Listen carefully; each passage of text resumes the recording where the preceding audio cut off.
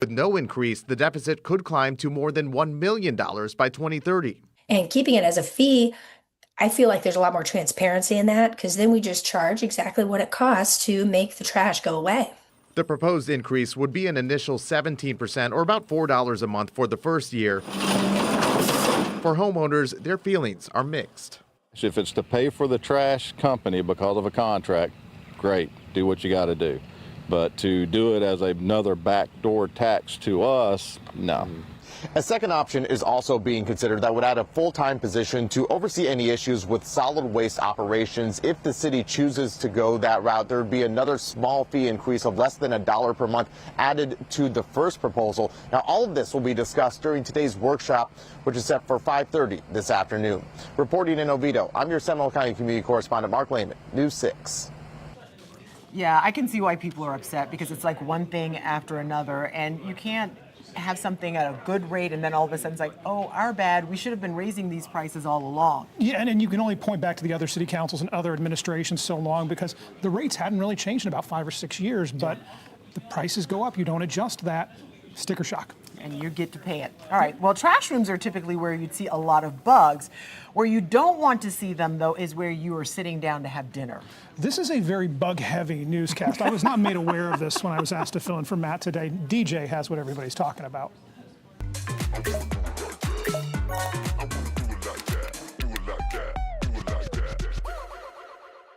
If you are hungry and thinking about food, a warning, this one's a little gross because what everyone is talking about is this week's roach report. Yeah, this is the post on the News 6 Facebook page right here. It says more than 100 roaches, hundreds of droppings reported at Orlando restaurant. And that post takes us to this article on clickorlando.com that says earlier this month, 8 more restaurants across Central Florida were forced to close after a visit from a health inspector. And let me tell you just what they found at one of those restaurants. We've got 20 dead roaches, 100 live roaches, roach droppings, a live rodent, and this list goes on. Now, this post got hundreds of comments, not surprising. Like this one from Troy who says, so what? Just a little extra protein. In some countries, roaches are a delicacy. Justin says, reasons I eat at home. James says, how much extra do they charge for this experience? Cheryl says, I sure hope this isn't true. I just ate there Monday. Cheryl, I hate to break it to you, this ain't a lie. Deb says, it's Florida. There's not a single building that a roach hasn't touched. Enrique says, someone really sat there and counted the roaches? If I see more than 2, I'm rounding up to the nearest thousandth. So if you want to read more about these violations and find out which restaurants were forced to close, go to that QR code on the screen. It'll take you to our Facebook page where you'll find a link to the Click Orlando article. And while you're there, follow us on Facebook because these reports come out every week and we're always posting them.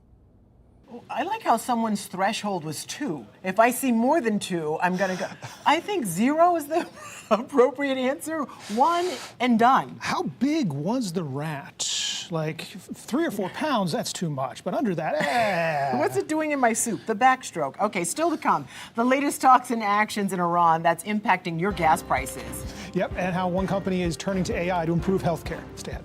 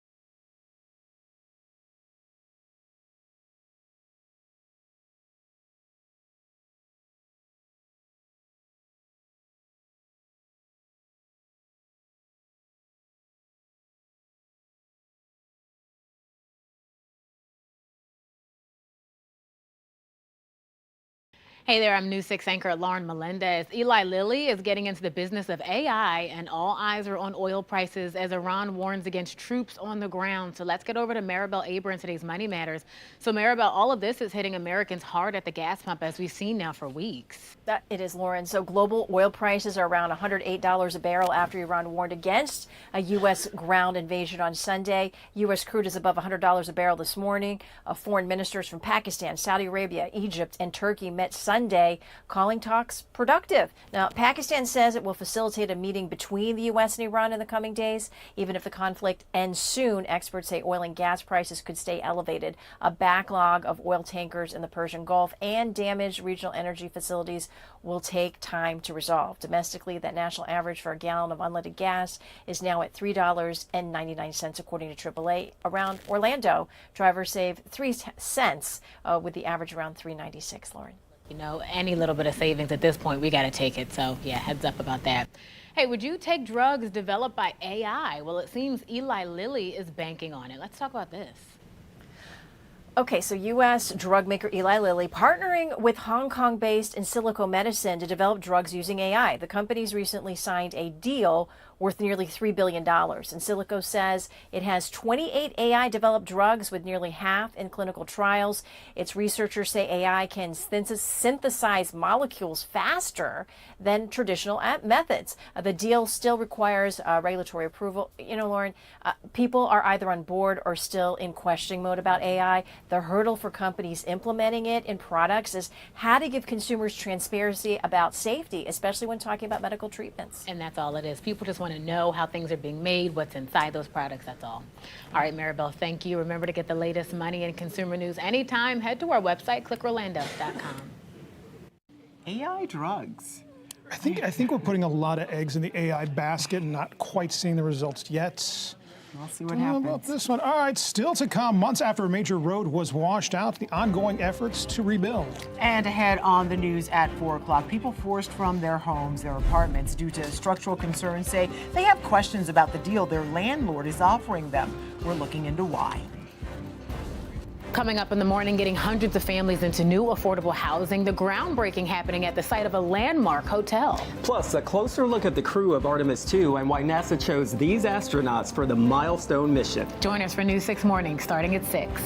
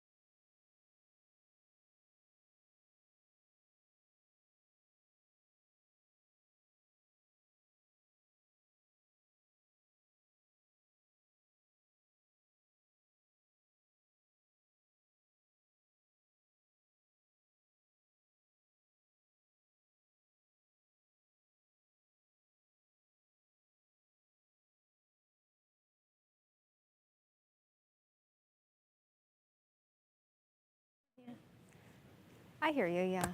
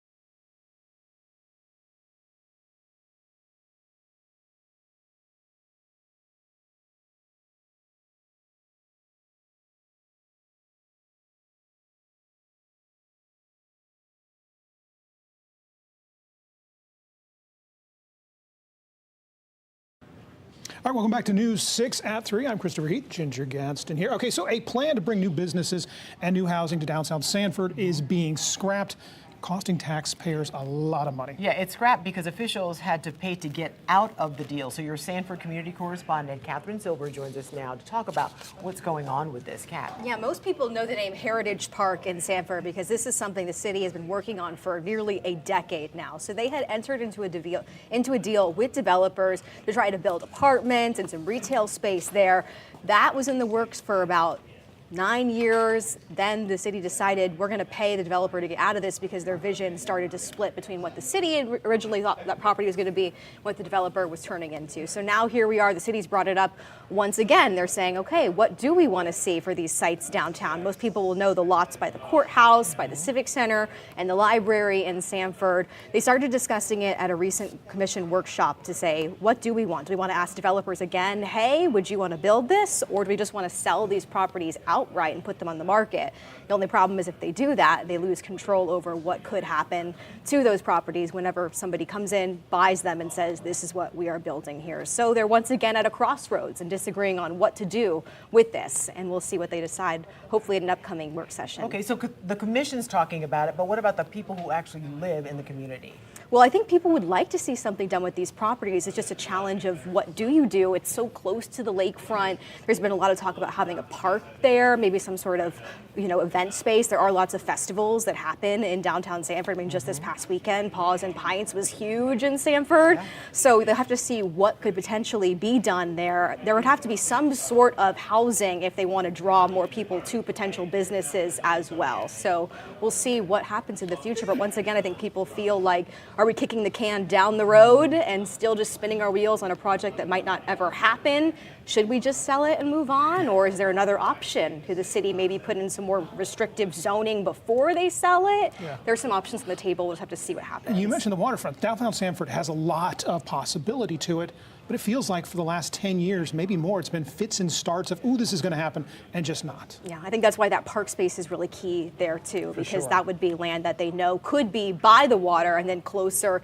to the other businesses downtown. Maybe they could build something there. It's just a question of what is it, and is the market willing to have it at this current moment in time, and that's kind of the crossroads that we're at. All right, Kat, we look forward to your report later on. Thank you very much.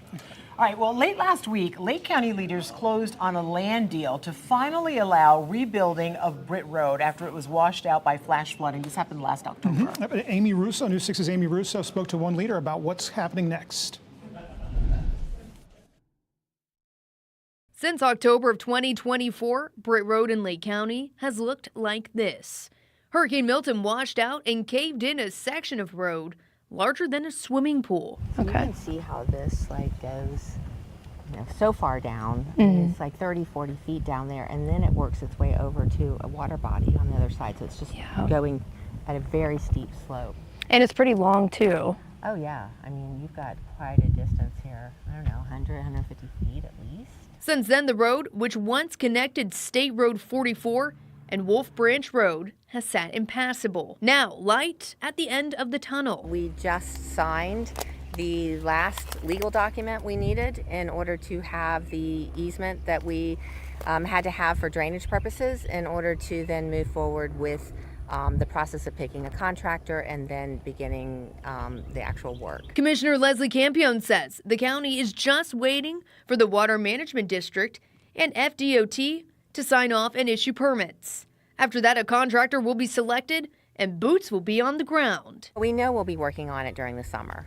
So the idea would be that by the end of summer, we're back and running. Engineers have completely redesigned the road to help prevent a washout like this from happening again. Commuters tell me it's about time. Since Britt Road hasn't been an option, surrounding roads have seen a lot more traffic. I've been in this area since I was 1.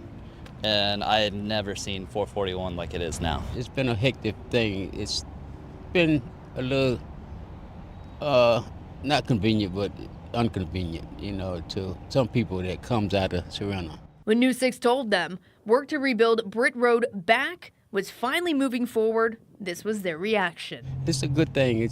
You got schools there, too. You got schools, buses got to go down through there, too. Kids can be safe. Looking forward to it. for sure. Would be nice to cut that extra few minutes back off that's taking me now. As soon as Britt Road opens, I will be back on it. Work is now underway on Donnelly Street to rebuild part of that after a section of it was wiped out last year due to flooding. In Lake County, Amy Rousseau, News 6. All right, Ginger, from rough roads to rough drivers on rough roads. Consumer Affairs put out a list of the worst drivers by generation. I'm not a big fan of breaking things down by generation, but definitely by age cohort here. You can see what's up there. All right, researchers looked at data from deadly crashes from the National Highway Traffic Safety Administration. Gen Z, those aged 16 to 29, they were the worst. So was the younger generation, even when I was the younger generation years ago. You were terrible. I mean, my generation was, I was fantastic. Oh, okay. Okay, now, next after that, there were those that are, your next comes in, it's millennials after that, then Gen X. I'm a proud Gen Xer, so that's yay. Okay. And then the best of the group, the baby boomers. Those aged 60 to 79 are considered to be the best drivers, at least statistically speaking. I myself drive like somebody well into their 80s. You were just describing the way you drove, and I was like, I would hate being behind you. Speed limit. I mean, stopping at stop signs. Stopping at stop signs. What is wrong with you? Following those pesky school zone speed warnings. Yeah. But I mean, 16-year-olds, their brains aren't even finished developing yet. And if they're a 16-year-old male, not to point fingers at anything, but it's really. Yeah, when you have kids that get to that age. My son just turned 15. My other son is about to turn 13. So I'm well aware that once they hit that driving age, my insurance is going to triple. Oh my God, that's prayers to you. Yes. Well, a major road project is one of the fastest growing parts of Osceola County. Well, it's finally done. Yeah, and it's all set to alleviate congestion, even reduce emergency response times. Your Osceola County community correspondent Stephanie Rodriguez explains how. Before Monday, this sidewalk and this road didn't exist. Westside Boulevard abruptly stopped, making it so people who live in the area or traveling through had to find a way all the way around because there was limited connectivity. But now it's officially open, which is set to improve people's commute and their daily lives.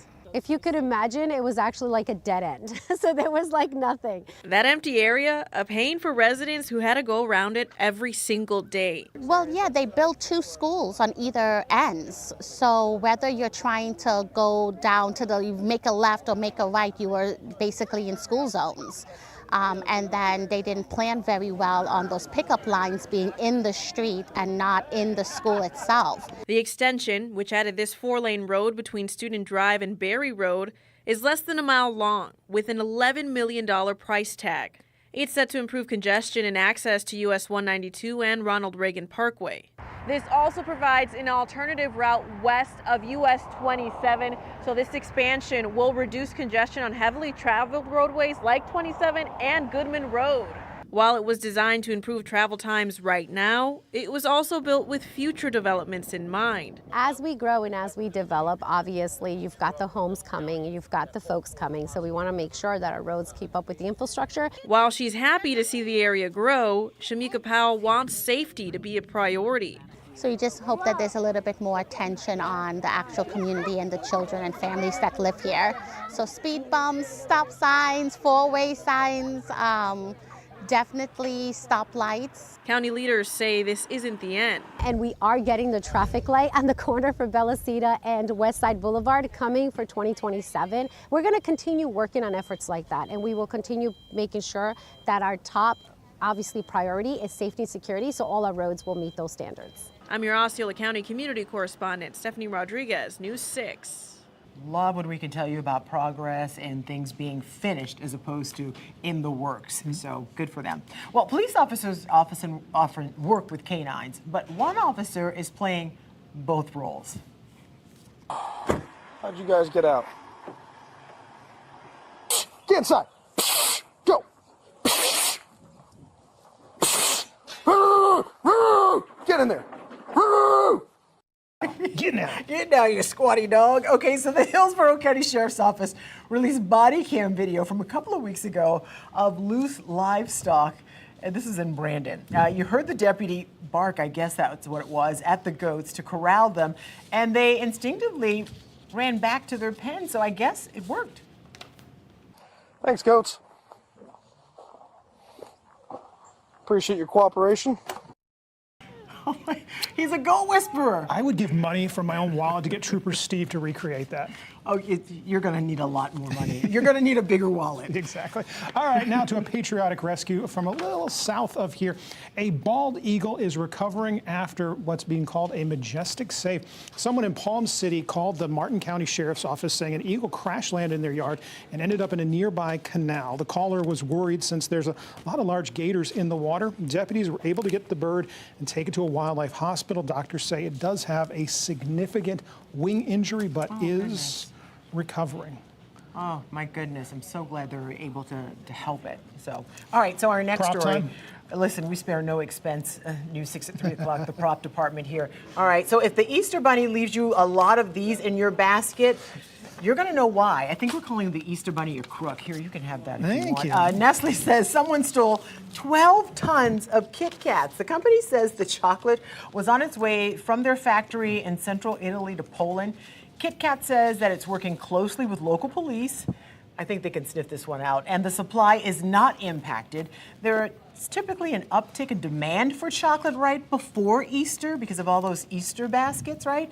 So for context, how much chocolate in this package, 1.5 ounces, 42 grams. You would need 256,000 of those to equal what was actually stolen. That's a lot. How does somebody get away with that? Who was the villain in Willy Wonka? Slughorn. I don't That's know. your suspect. I cracked this one wide open Well, for you. yeah, thank you. Maybe that has a golden ticket in it. That would be great, wouldn't it? I toured the Nestle facility. I would, though, be the one that would fall into the chocolate river. That's just going to happen. I mean, okay. And I'm not kidnapping even, an I'm Oompa not even, I have nothing. I have nothing. All right, we're going to check your weekend weather just ahead with meteorologist Julie Broughton. Just open that Kit Kat. I want some. Plus, what Orlando City leaders are trying to do to keep its human and winged residents safe when we come back. Your Monday evening traffic alert. You're going to see those lane closures on the southern portion of the Florida Turnpike right around US 192. They do tend to pick this up right around 4:30, 5 o'clock, or at least start to, and then you got to wait for those morning delays. So just be careful. Very active construction zone. Then, of course, on the northern end as well, out towards Mineola when you approach 27, and then I-4 east and westbound, some lane closures out by the attractions to include some ground level stuff. I'm talking about I-Drive towards 528, and then of course, a little closer towards the Sand Lake area. Trooper Steve with your News 6 traffic alert. Drive safely. I'll catch you in the morning. This portion of the news is sponsored by Bill Ray Nissan Longwood. We do it the right way.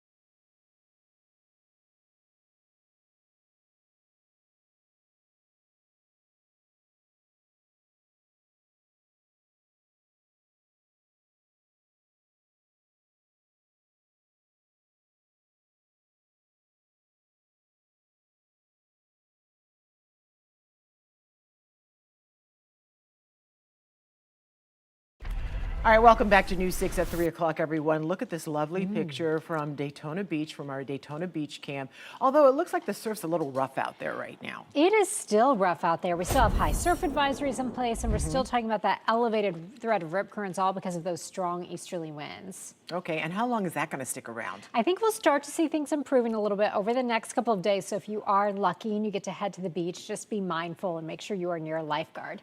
Here's what it looks like for you right now over downtown Orlando right now. Not too bad, partly cloudy skies.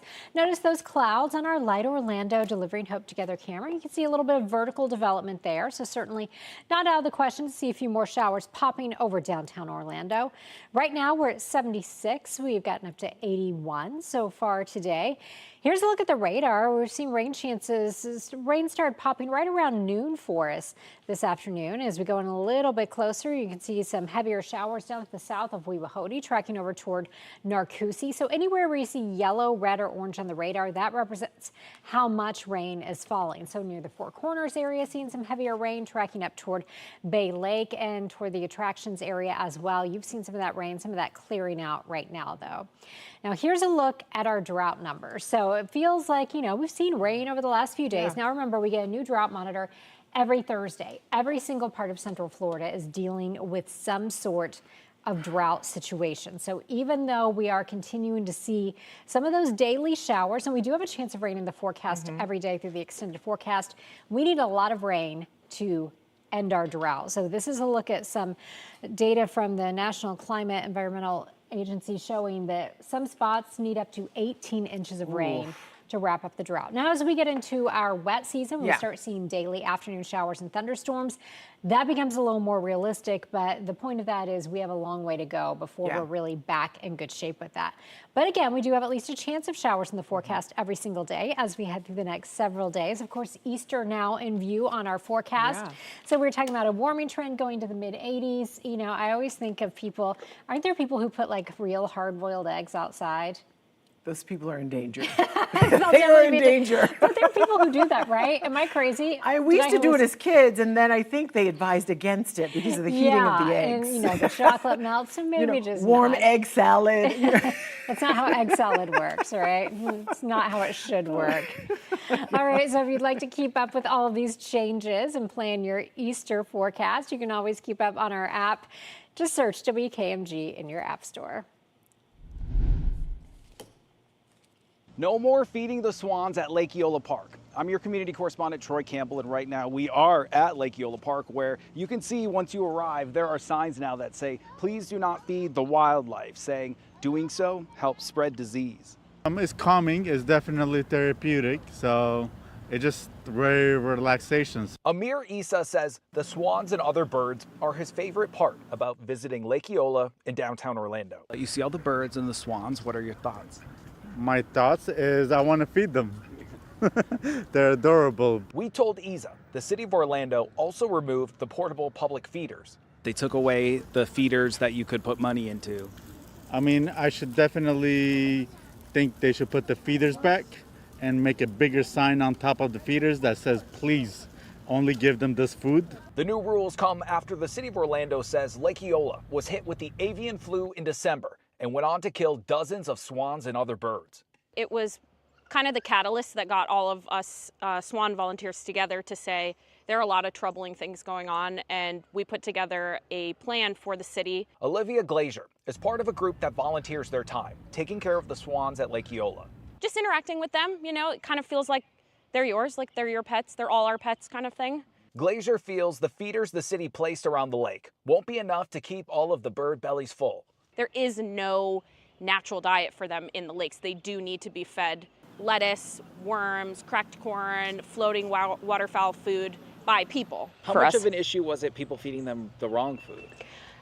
In all of our necropsies, that was never something that came up, poor food. At this point, it's still unclear if the city of Orlando would put similar signs at other lakes within the city, and it's also unclear if this will become a permanent rule here at Lake Eola. In Orlando, Troy Campbell, News 6. You got to keep the ducks happy, the swans happy, but you know, people will find a way to do what they want to do. Yeah. You're not supposed to feed them other things other than what's already out there because they have very specific diets. But again, people just show up with their own food, their bread. And they're like, So bad is for the them. worst. Oh my Yes. gosh. Yeah. All right, well, we have a great story. A Florida hero is getting some much needed help fixing the home he helped defend. Lawrence Morton, who lives in North Florida, says he recently reached out to Habitat for Humanity saying he needed a new roof. They paired him with volunteer crews to replace the 20-year-old roof that he had.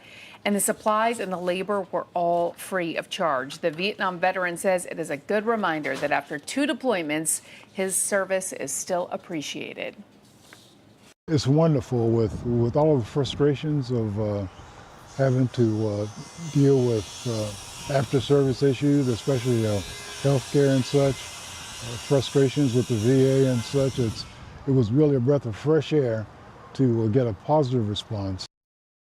That is nice. Well, the program through Owens Corning and Habitat for Humanity has helped give more than 775 military families new roofs all across the country. Oh, thanks for your service. And anyone who has served this country should never want for a single thing. Absolutely, Yeah. and thanks to those people who donated all of that For as well. sure. Yeah. Well, from Apollo to Artemis, the names of NASA's moon missions don't just fall out of the sky. They don't just magically No. happen, no, including naming missions. I'll bring you the story behind those decisions coming up after the break.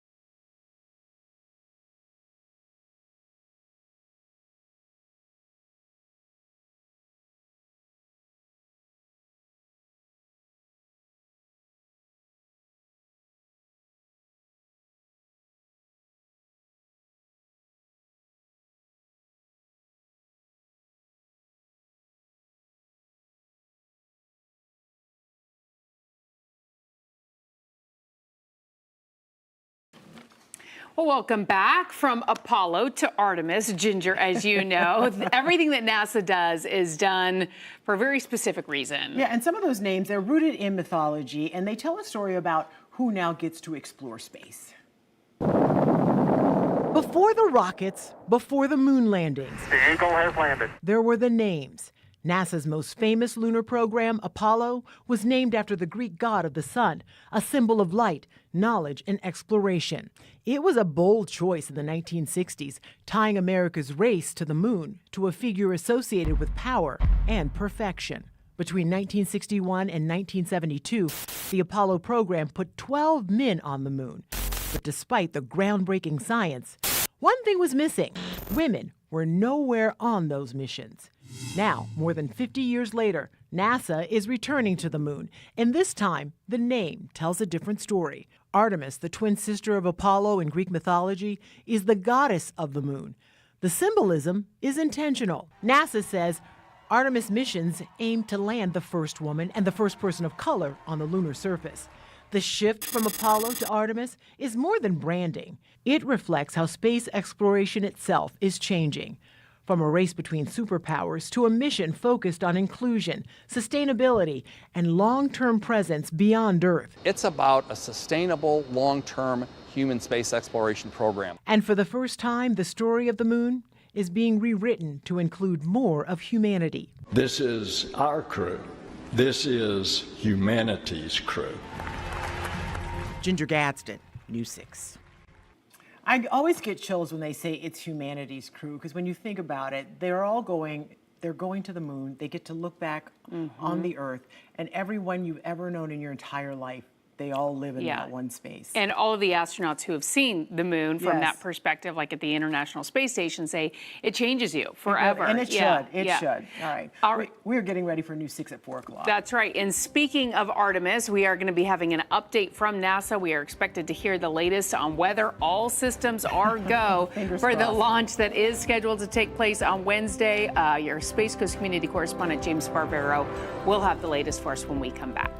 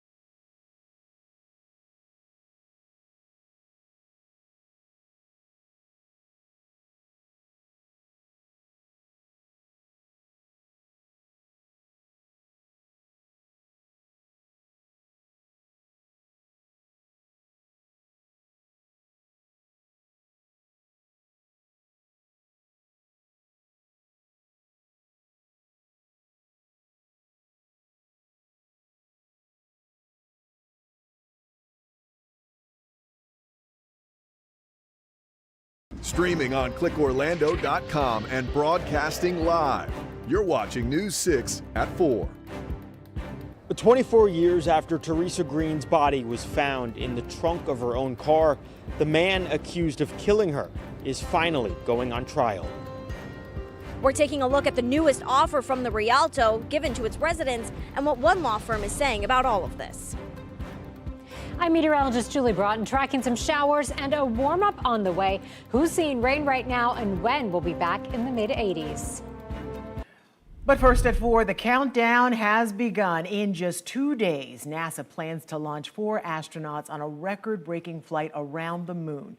This is a live look now at that powerful SLS moon rocket on the launch pad right now. The Artemis 2 mission will fly deeper into space than any crew before. And in about an hour, NASA leaders will give an update on where everything stands. Your Brevard County community correspondent James Sparvero joins us now live from KSC. James. Hi, Lisa and Ginger. It's getting real around here. That's how people are describing it, from the astronauts down to the workers. Workers like an engineer I just caught up with Boeing. Brandon Burrows worked on the core stage booster, the 200-foot tall backbone of the SLS rocket that Reed Wiseman, Victor Glover, Christina Cook, and Jeremy Hansen are going to ride on as soon as 6:24 Wednesday night. Make your plans now, everybody, if you haven't already. Brevard County is already putting out a lot of traffic plans. We know the hotels are booked up. This really feels like, after a couple months of setbacks with the pre-launch campaign, that this could be it, because NASA says right now they are tracking no issues. So back to our friend, the Boeing engineer. I wanted to ask him, because we met 4 years ago before Artemis 1, the uncrewed test flight of the SLS rocket. Well, this time there's a lot more weighing on his shoulders because, of course, there's human lives on board. Take a listen.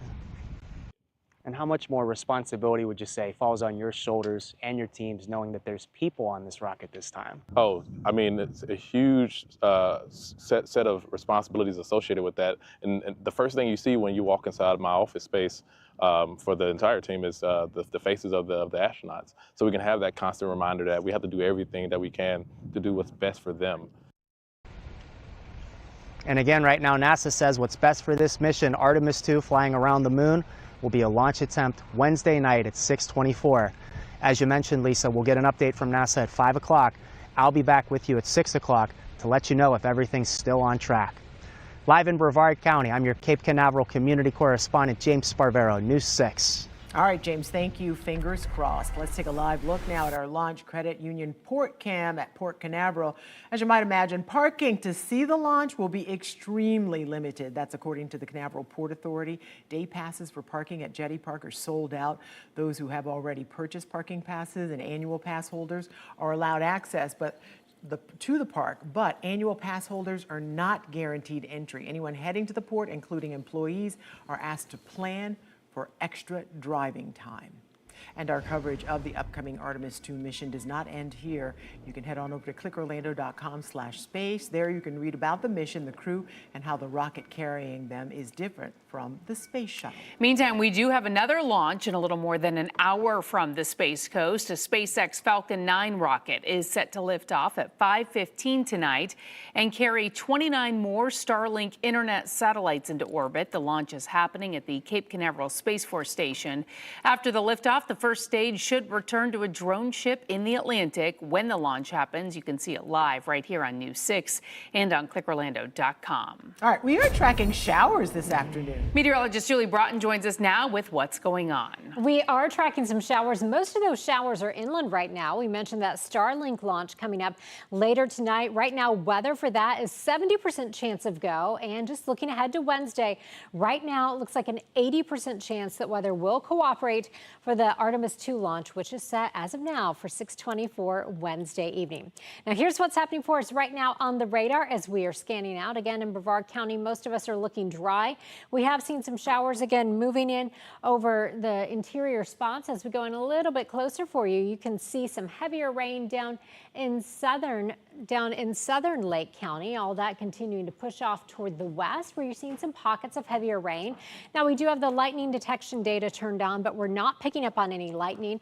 Still can't rule out a few isolated thunderstorms as we move through the next couple of hours. Here's what it looks like for you right now as we take a live look over downtown Orlando with partly cloudy skies. Some blue sky out there. 78 degrees right now with winds coming in out of the east. 81 right now in Titusville, and it is 82 in the Villages. Now, temperatures are going to continue on a warming trend as we move toward our Easter weekend. We'll break that down for you coming up. All right, Julie, thank you. Jury selection is underway in the murder trial for a man who is already serving a 110-year sentence for murdering a woman in California. Your Orlando community correspondent Mike Valenti joins us now live outside the courthouse. And Mike, capital punishment is on the table here. Yeah, Lisa, Ginger, that's right, it is. Prosecutors have signaled their intent to seek the death penalty in this case against DeMaurice Hunter, who is charged in this 2002 murder. And it's likely that we will not see a jury convened until next week. The 59-year-old Hunter is accused of strangling Teresa Green in College Park in 2002 and then putting her body in the trunk of her own car. In the affidavit for Hunter's arrest warrant, an Orlando police detective claimed that Hunter used an alias in Orlando, Mike Berry, and was at a small party with Green the night she was last seen alive. Hunter has been inside the Orange County Jail for 11 years, having been indicted for Green's death in 2014. A year later, he was extradited to Florida from California, where he had been serving more than 100 years in prison for the unrelated killing of another woman. So this case can be considered a bit convoluted when you consider the fact that there are court filings that date back to the affidavit to issue the arrest warrant in 2002. And then again, Hunter was indicted in 2014. So there's still details that we're combing through and trying to familiarize ourselves with in preparation of that trial that's going to begin next week. Jury selection expected to last the next 4 days. And again, just to recap briefly, the reason why we've waited so long for a trial, there's been continuances, there was COVID, and most recently, DeMaurice Hunter suffered a heart attack. But again, jury selection began today. The trial itself slated to start next Monday. Well, live outside the Orange County Courthouse, I'm your Orange County community correspondent, Mike Valenti, News 6. Mike, thank you. Investigators are searching for a missing 12-year-old girl from Claremont. Her name is Sophia Predeville. The Florida Department of Law Enforcement says she was last seen on Thursday in a neighborhood on Olympia Court. That's off Superior Boulevard and U.S. Highway 27 north of U.S. 192. Investigators say she was wearing a cream sweater, black pants, and a small black backpack. They say she may have purple lowlights in her hair. They believe she traveled from Orlando to Miami on a bus. If you have any information on where she is, you're asked to call 911. Investigators say they have arrested a Parks and Rec director for tax fraud. Christy Yoder worked for the city of Fruitland Park for 13 years. FDLE agents say they started investigating her back in November. They say they got complaints. Yoder was using the city of Fruitland Park's consumer certificate of exemption to fraudulently claim sales tax exemption. She's accused of doing that while making personal purchases on the city's Amazon business account. FDLE's investigation revealed between May of 2021 and February 2026, she bought more than $24,000 worth of stuff with her own credit card while avoiding sales tax. Agents arrested her more than a week ago. She has already bonded out of jail. We are keeping a close eye on the apartment complex that has several people out of their homes tonight. Nearly 2 weeks ago, people had to evacuate the Rialto on Sand Lake Road because the building was unstable. Now they say they need more communication from the complex. Your Orange County community correspondent Jana Manahalal has spoken with one law firm that has decided to sue to get answers for the people impacted. Yes, residents continue to feel frustrated over the entire situation of being evacuated from their homes, and now they're dealing with damaged items since they can't go upstairs and get it themselves. I've waited a week to get my heart and blood pressure medication along with my blood thinner. They wouldn't let anyone in the building. William Mon is just one of many residents who is scrambling for answers as they head into week 2 since being evacuated from their apartment. Are you frustrated? I'm beyond frustrated. I am enraged. Since we've been covering this story, ServPro seems to be the company out here helping residents move their items from their apartment complexes to their cars. But take a look at some of these images. The resident says that ServPro moved these items for her, but now they're damaged. Some of them have sustained, not just damage to their property or damage from having to leave the property, but Some have actually sustained, physical damages, physical injuries, mental injuries. Armand Malik is a lawyer for Malik Law who is taking on individual cases from the Rialto situation. I asked him about the agreement that is being offered to people in exchange for a payout. If you sign this agreement as a resident of the Rialto, you're giving up your right to sue. You are. You're giving up your right to sue them or to pursue further damages against them. And we don't even know what those damages are until we figure out what happened with that building. 4 days after evacuations, the Rialto offered people $1,000. And then on Friday, they were offered $2,000, help with moving fees, and 2 months free rent at any of their apartment complexes within 25 miles. Both of those offers come with agreements that need to be signed. As this story continues to develop, I'm going to keep a close eye on it. For now, in Dr. Phillips, I'm your Orange County community correspondent, Jada Manahawal, News 6. A man burned during a traffic stop at a gas station. The deputy involved was cleared of criminal charges, but now a judge says the lawsuit against the sheriff's office can move forward. What you need to know about the case coming up. Plus, well, it's a nickel and dime game. Whether this month it's going to be this month it's going to be this. People living in this Central Florida city could soon pay more for trash pickup, the double-digit hike to watch out for, and why leaders say it's needed. That's next.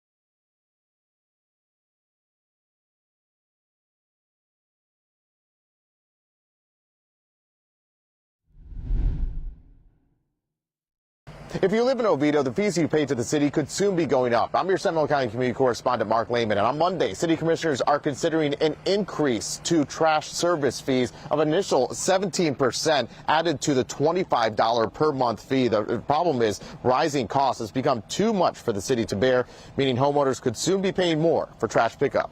You could call it a situation that really stinks. For people living in Oviedo, it may soon cost more to get your trash picked up. That's what the City Council is discussing at a workshop on Monday. What's your reaction to that?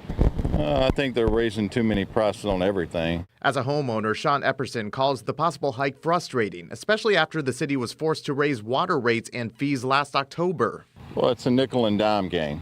You know, whether this month it's going to be this month it's going to be this.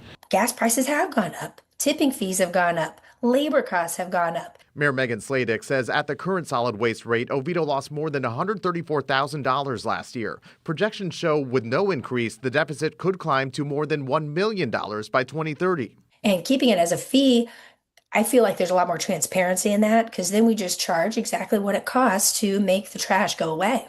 The proposed increase would be an initial 17% or about $4 a month for the first year.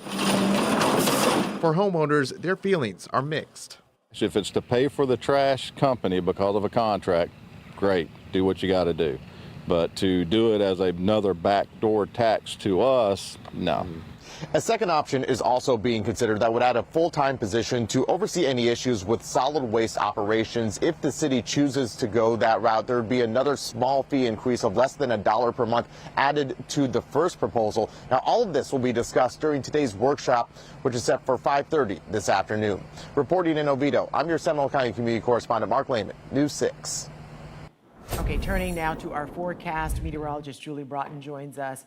And I know you have some weather headlines, but one of the headlines, are you doing like a caterpillar report because all those bugs are still out there? Oh my gosh, I know that you have some trauma from that. I did. Yeah, they're everywhere. No, I've not included that. I can certainly look up perhaps how that's related to weather. I don't have that right now. I do, however, have a hopping bunny in the background, which is really exciting.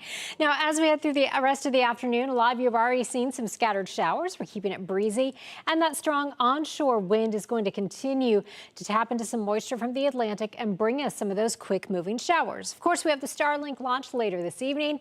70% chance of go. With that, we could see some cumulus clouds, but overall weather looking like it will likely hold up. And then as we head into the rest of the weekend, into the weekend, Easter weekend, of course, we will see our temperatures climbing back into the mid-80s. Satellite and radar imagery showing us the entire southeastern United States, and way over at the edge of your screen, you see a big area of high pressure. That high pressure bringing us our winds out of the east, and that is helping to slide some of those showers for us off toward the west. Most of these, though, have basically been some low-topped showers. We do have a decent amount of dry air in the mid and upper levels of the atmosphere, so that has been somewhat suppressing our shower and storm development. But I still think as we move through the next couple of hours, certainly not out of the question to see a little bit of lightning out there. Here's a look at the radar for us right now. Again, I do have the lightning detection data turned on, and we are not picking up on any lightning out there, but we have seen some pockets of heavier rain as we go in a little bit closer. Areas like Harmony, pushing over towards St. Cloud, Narcoossee, you're seeing some moderate rainfall. And as we take you up into areas like Flamingo, you're dry right now, as is Oak Ridge, but over toward Epcot, you've seen some rain moving through your area, now into the Four Corners area, and some pockets of heavier rain tracking over toward Barry as well as Bay Lake. So rain chances for the rest of the evening stay around 30 to 40%. Here's how this looks on our futurecast for you. We start the clock at 7 o'clock. Again, most of those showers by that time will be off to our west, then dissipate between about 7 and 8 o'clock. Overnight, we'll actually see the clouds thinning just a little bit as some of that drier air begins to take hold. Then for the first part of our day tomorrow, we keep it dry, but again, we'll see some of those showers moving in, traveling from east to west as we head through the afternoon hours. Here's a look at our Daytona Beach sky cam, seeing a lot of sunshine, but notice the surf still looking really rough. We're looking at a high threat of rip currents, high surf advisory. Best bet is to enjoy the beach from the sand. 75 degrees right now in Daytona Beach. Strong winds gusting up to around 32 miles per hour from the east right now in Mico. Salt Springs, you're at 80 degrees. Ocala at 84. 79 right now in Yeehaw Junction, and it is 79 in Lake Hart. Now, here's your hour-by-hour forecast. Your forecast is sponsored by Renewal by Anderson. This is Phoenix in her Easter dress. She was just adopted a month ago, and she is having a wonderful time. She got a wonderful home, so she's living her life. 73 degrees at 7 o'clock, 72 degrees at 8 o'clock with some isolated showers. Taking you through the rest of your extended forecast. Again, we'll keep rain chances around 30 to 40% as we head through the next several days, with temperatures going into the mid-80s for our highs by the end of the week. I love that Phoenix is thriving now. She All sure right. is. Thank you, Julie. Rain or shine, people fighting for better treatment at an immigration detention facility are not giving up. Shut it down. For 35 Sundays, this group has stood outside of Alligator Alcatraz. Coming up, the big change for people trying to reach lawyers there. And a live look now over downtown Orlando from our Light Orlando Delivering Hope Together camera. You're watching News 6. It's Monday. We'll be right back.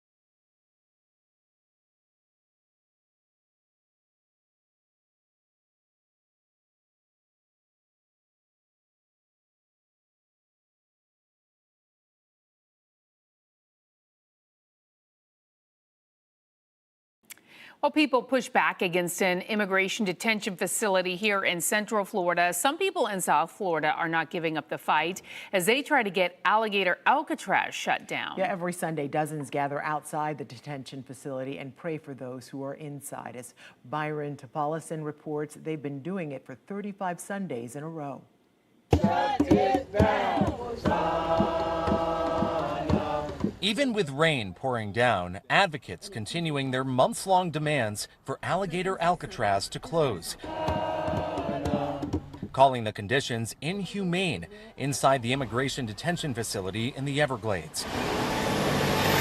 The group says this is the 35th Sunday in a row they've held a prayer vigil across from the entrance to Alligator Alcatraz. They're praying for those inside. This comes as the American Civil Liberties Union celebrates what it calls a major victory for inmates' legal rights. Friday, a federal judge ruled that federal immigration officials must give detainees better access to their lawyers. Attorneys can now see their clients without an appointment during visiting hours only. Inmates will also have more phones to contact them. That's a relief. Obviously, it's long overdue. I just hope that the powers that be that will adhere to the judge's ruling and so that they will be able to meet with their lawyers. Last August, a district judge ordered the facility to close within 60 days, but the next month, a federal appeals court overturned that decision, allowing Alligator Alcatraz to remain open. TSA workers are finally getting pay after missing 2 checks, but airport lines are still long. Yeah, TSA call-outs are running far above normal, and hundreds have just quit. What you need to keep an eye on before your next trip. Plus, a new twist in the case of a traffic stop that left a motorcyclist with severe burns. A judge is refusing to throw out key claims against Osceola County leaders in a civil lawsuit. What that means for the case next.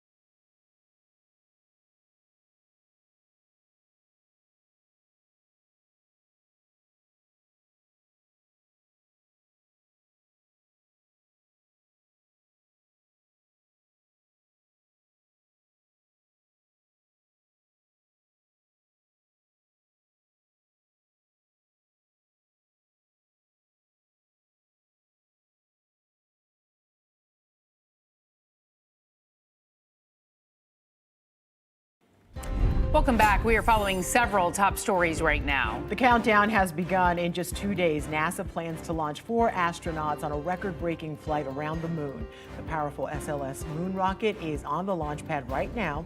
The Artemis 2 mission will fly deeper into space than any crew before. And in just minutes, NASA leaders will give an update on where everything stands. Jury selection is underway today in the murder trial of a man who was already serving a 110-year sentence for murdering a woman in California. Prosecutors intend to seek the death penalty against DeMaurice Hunter.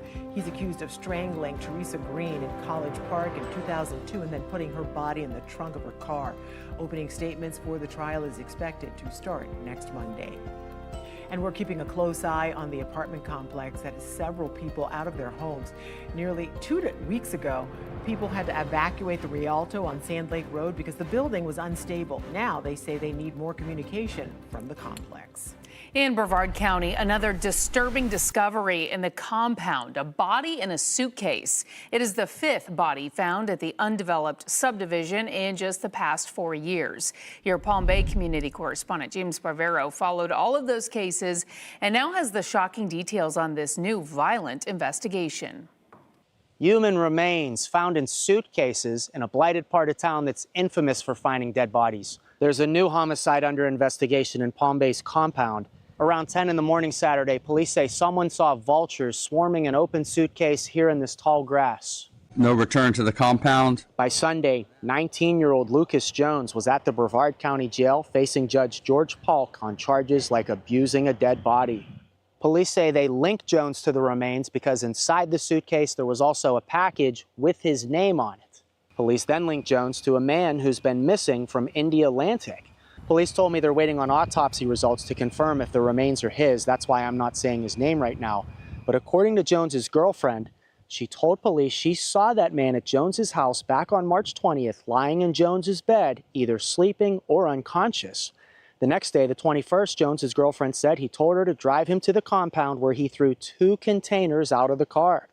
So how much longer will people have to continue to read headlines about another body found in the compound? My prayer is that no more. For more than 3 years since the bodies of 2 teenagers were found in the compound on Christmas, Councilman Kenny Johnson has talked to me about a new push to finally develop the compound. The city's hosted workshops with ideas ranging from amusement parks to homeless shelters, but Johnson says developers haven't bought in because there's no utilities here. And with that, we applied for a $3.1 million grant for the Florida Job Growth for public infrastructure, because unfortunately with the compound, until you have the infrastructure in place, you're not going to really have anybody looking to develop. Jones was released from jail, but police are still building their case. If more charges are brought against him, we'll update you right here on News 6 and clickorlando.com. In Brevard County, I'm your Palm Bay community correspondent James Sparvero, News 6. In Orange County, troopers are investigating a fiery crash into a home that killed 2 people. Take a look at this scene. It happened Saturday morning. Troopers say a driver in a Honda Civic was speeding on South Hawthorne Avenue near Ella J. Gilmore Street. Investigators say the driver lost control, ran off the road, hit a utility pole, then crashed into a home. The crash caused the car to overturn, and both the car and the house caught fire. Troopers say the driver and their passenger died at the scene. No one inside the house was hurt. A judge will not dismiss a civil lawsuit against the Osceola County Sheriff's Office and its suspended sheriff. It's all in response to a traffic stop at a gas station in 2022 where a man caught on fire. Now, he has severe burns all over his body. The deputy involved was cleared of criminal charges in this. Your Osceola County community correspondent Stephanie Rodriguez explains what could come next. The deputy accused of deploying the taser that set off that fire here at the Wawa behind me was acquitted in 2024, but the civil case against him and the Osceola County Sheriff's Office isn't over yet. Because I knew we were gassed and I wanted to get the taser away from him. On the stand, David Crawford defended his actions during a traffic stop that turned into a fiery scene at a Wawa on Central Florida Parkway. In February 2022, Osceola County deputies tried to pull over Gene Barretto for allegedly driving his motorcycle recklessly. Crawford was accused of firing a taser at Barretto after deputies tackled him near a pool of gasoline, sparking a fire. Barretto was left with over 75% of his body burned. Crawford was found not guilty of culpable negligence, claiming he picked up the taser after another deputy fired it and it accidentally went off. 2 months later, Barretto's team filed a civil suit suing the county, Crawford, and 4 other deputies, alleging violations of Fourth Amendment rights, assault, battery, and emotional distress. Gion's scars are obviously physical. He's completely maimed and scarred from head to toe, but the real damage is on the inside. Now a request by former Sheriff Marcos Lopez and Osceola County to dismiss the lawsuit was denied. The judge did grant a request by Osceola County to toss out one of the counts against the county in this case. It's respondent superior that makes employers responsible for the negligence of employees. But Barretto's team does have until April 12th to refile that count if they want to. So, of course, we'll be watching that. Right now, the trial is set for February 2027. I'm your Osceola County community correspondent, Stephanie Rodriguez, News 6. TSA workers are finally getting some financial relief after missing 2 full paychecks because of the partial government shutdown. President Trump is now calling on lawmakers to cut their 2-week recess short. Jared Hill has the details. Potential signs of progress at the nation's busiest airports after weeks of chaos. TSA officers are finally starting to get paid. They should be paid, need to be paid, and we need to get things back up and running. Late Friday, President Trump signed a memorandum redirecting funds to pay TSA as security lines at some major hubs stretched for 3 or more hours. Ensuring that these federal workers who perform critical public safety responsibilities can feed their families, pay their rent, and show up to work is something the president was honored to do. While the latest TSA call-out numbers have dipped slightly, they're still 5 times higher than usual, creating the long lines. And more than 500 TSA officers have quit since the shutdown began. You pay for a priority, you can't get through priority. It's just a strain and unnecessary stress. The House and the Senate failed to agree to a plan to fund TSA and the rest of the Department of Homeland Security before going on a 2-week break. We want to fund Homeland Security with reforms to how ICE and Border Patrol are conducting policing. They're blocking funding for ICE and CBP, so I think that creates frustration for our members. Back at the airports, the Trump administration has deployed ICE agents to help with the shortage of TSA officers. The administration says they'll be there until the airports, quote, feel like they are 100%. Jared Hill, CBS News, New York. Now, the Greater Orlando Aviation Authority was hosting a food drive to help TSA workers who were going without paychecks. But now leaders say they are no longer accepting collections because workers are getting paid. A spokesperson for the union that represents TSA officers said some workers have already received pay. A Central Florida animal shelter now officially has a new home for dozens of cats and dogs. The Pet Alliance of Greater Orlando officially opened the doors to its new state-of-the-art shelter over the weekend. We gave you a sneak peek last week here on News 6 at 4. Nearly 5 years ago, the organization's previous shelter was destroyed in a fire, killing more than a dozen cats. The building has actually been in works since before the fire. The fire just accelerated the timeline. The new facility is located on South John Young Parkway in Orlando. Crews broke ground on the project in 2024. Our new shelter has a beautiful air-conditioned space for all of our animals. We have both indoor and outdoor catio and indoor play areas for our dogs. We have an amazing state-of-the-art shelter medical area where we're going to be able to help additional animals as well as treat animals that we maybe weren't able to treat previously. The new Pet Alliance shelter can house up to 275 animals. A major road expansion is finally open. While leaders say it will ease school zone gridlock and speed up emergency responses in a growing area. Plus, I am not a stranger to being the only woman in the room, and it's a place that I don't mind representing. This astronaut's history-making mission is just days away, but one woman behind the scenes says the real fight started long before the countdown. That's next. And we'll have your Artemis 2 launch forecast coming up. Here's what it looks like outside in Daytona Beach. Surf's still pretty rough out there, and I am tracking some showers. Your full forecast in just a few minutes. And as we head to break, we want to remind you to check out our primetime schedule on News 6 Plus. We have a new take on the day's news on News 6 tonight. That's at 9. Go in depth as we answer your weather questions at 9:30. Then watch the late news an hour early. It's all tonight on News 6 Plus. Download our streaming app for free. Search WKMG in your smart TV's app store. It's also available on Roku, Apple TV, and Fire TV.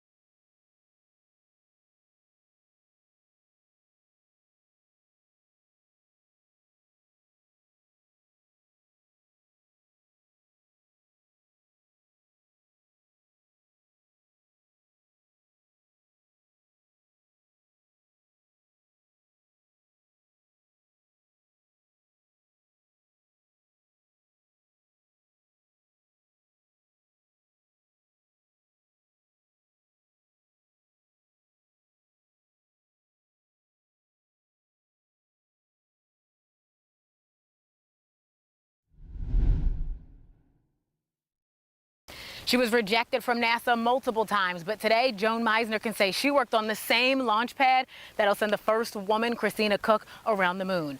I'm News 6 anchor Lauren Melendez, and just imagine if both women had given up on their dreams to explore space. One small step for man. Astronaut, test pilot, scientist, specialized engineer, rocket mechanic. Liftoff of Space Shuttle Discovery. Even the announcer, typically fields in NASA, dominated by men. Your Artemis 2 crew.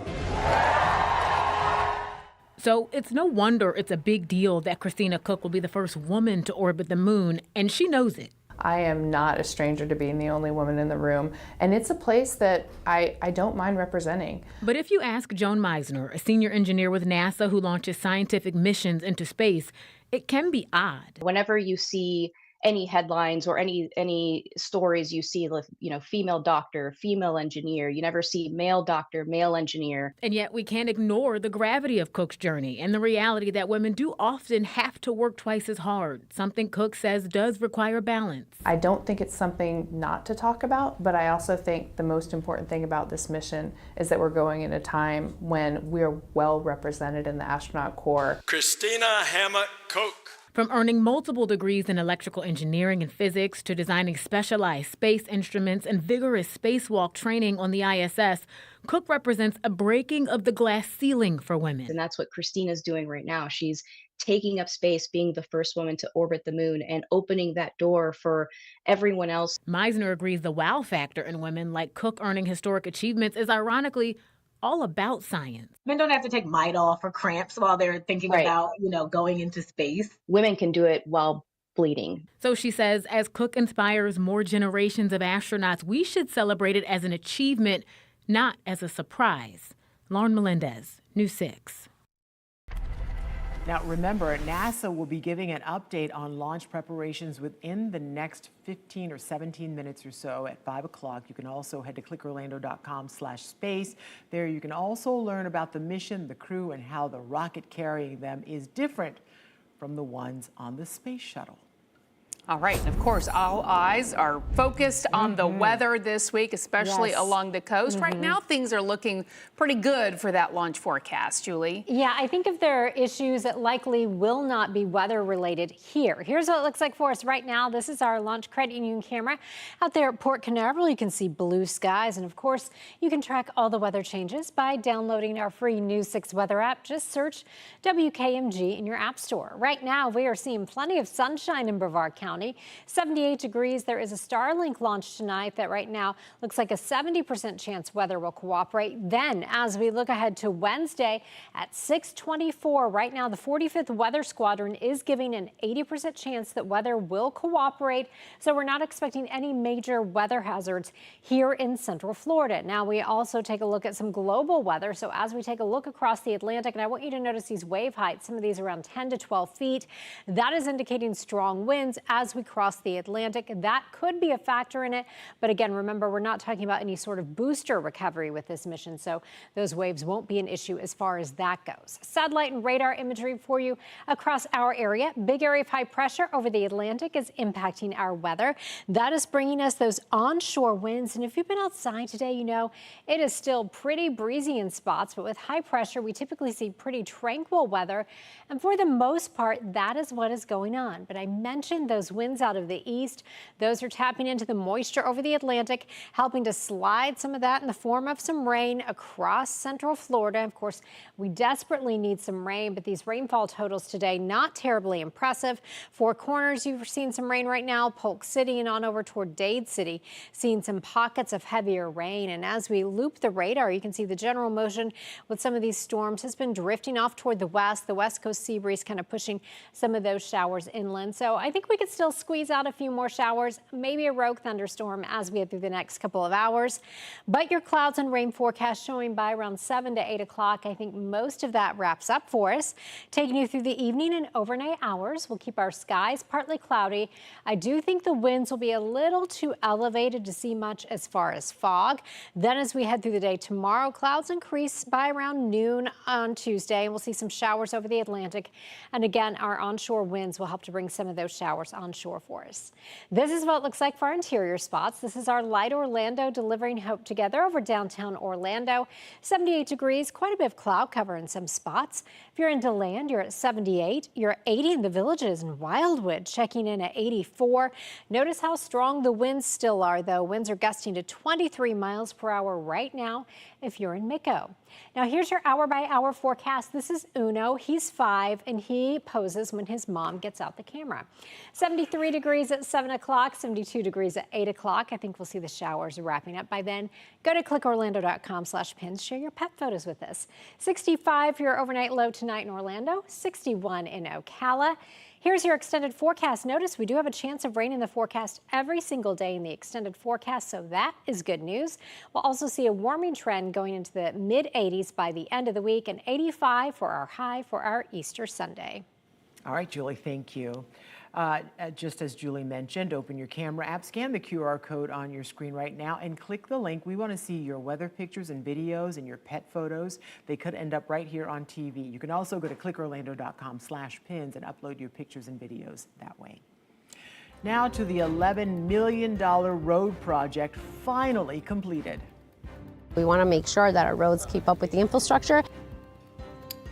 We'll show you the new road expansion that will help with traffic and the changes you need to know about. That's next as we take a live look at Mount Dora. You're watching News 6. We'll be right back. Coming up in the morning, getting hundreds of families into new affordable housing. The groundbreaking happening at the site of a landmark hotel. Plus, a closer look at the crew of Artemis 2 and why NASA chose these astronauts for the milestone mission. Join us for News 6 Morning starting at 6.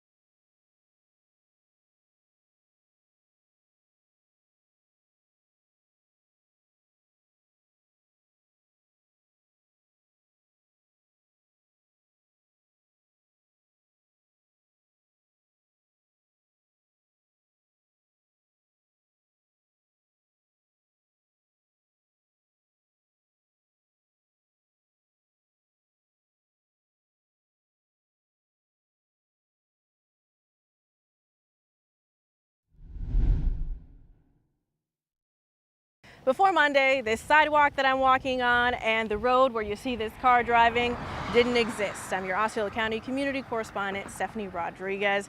This section of Westside Boulevard was newly constructed and is now officially open. It's set to give people more connectivity through this area of Four Corners and improve their daily commute. If you could imagine, it was actually like a dead end. So there was like nothing. That empty area, a pain for residents who had to go around it every single day. Well, yeah, they built 2 schools on either ends. So whether you're trying to go down to make a left or make a right, you were basically in school zones. And then they didn't plan very well on those pickup lines being in the street and not in the school itself. The extension, which added this 4-lane road between Student Drive and Berry Road, is less than a mile long with an $11 million price tag. It's set to improve congestion and access to US 192 and Ronald Reagan Parkway. This also provides an alternative route west of US 27, so this expansion will reduce congestion on heavily traveled roadways like 27 and Goodman Road. While it was designed to improve travel times right now, it was also built with future developments in mind. As we grow and as we develop, obviously you've got the homes coming, you've got the folks coming, so we want to make sure that our roads keep up with the infrastructure. While she's happy to see the area grow, Shamika Powell wants safety to be a priority. So you just hope that there's a little bit more attention on the actual community and the children and families that live here. So speed bumps, stop signs, 4-way signs, definitely stoplights. County leaders say this isn't the end. And we are getting the traffic light on the corner for Bellicita and Westside Boulevard coming for 2027. We're going to continue working on efforts like that, and we will continue making sure that our top, obviously, priority is safety and security, so all our roads will meet those standards. I'm your Osceola County community correspondent, Stephanie Rodriguez, News 6. Well, a brand new football team is officially bringing the Storm to the City Beautiful. Last night marked the first game for the Orlando Storm in the United Football League. We caught up with fans before the big game. There is so much football here in Orlando. There's so many leagues, flag football leagues going on, semi-pro leagues. Football belongs here in Orlando, man. We need a team. We need to represent. We need a pro team here. We need fans to come out and support this team. We need Orlando to get behind us. Let's go Orlando, man! Woo! All right, let's go. The team is already celebrating a win. They beat the Columbus Aviators 23-6 during their inaugural game at Inter & Co Stadium. Former Tampa Bay Buccaneer Anthony Becht is their head coach. Here's what he had to say about the win. You work a lot of those situational things. I got my owner, Rapoli, putting all these rules in. I'm trying to make sure I get them down right. You know, under 2 minutes in that situation, we know we don't have to punt it there in that field, but if we hand it off when we get a fumble, you never know, right? So we'll take the knee, trust my defense, and all go in for Orlando. We're 1-0, right? All we do is win, win, win. Speaking of that, even DJ Khaled performed during the game. The next game is Saturday, April 4th versus Louisville. Very nice. This is the first professional football team in Orlando since the Guardians back in 2023. All right, they had like 11,000 people out there last night. And we can't forget about Orlando's other new football team. This is through the Indoor Football League. The Orlando Pirates also won their first game against the New Mexico Chupacabras on March 22nd in New Mexico. The team's first game in Orlando will be this Sunday at the Kia Center against the Quad City Steamwheelers. They got some names. All right, News 6 at 5 is next. Yeah, and we are working on a lot for you right now. Breaking right now, we are learning an Orlando-based fertility clinic facing 2 separate lawsuits is closing its doors. Coming up, where those 2 cases stand and the questions we are asking about this sudden decision. And we are counting down to a historic moon mission from our coast with just minutes until the latest update from NASA. We are live with what experts are saying on the launch of Artemis 2. Your forecast is also just minutes away. Don't forget, you can stream all of our newscasts and live cameras like this look at Daytona Beach for free anytime on News 6 Plus. We'll be right back.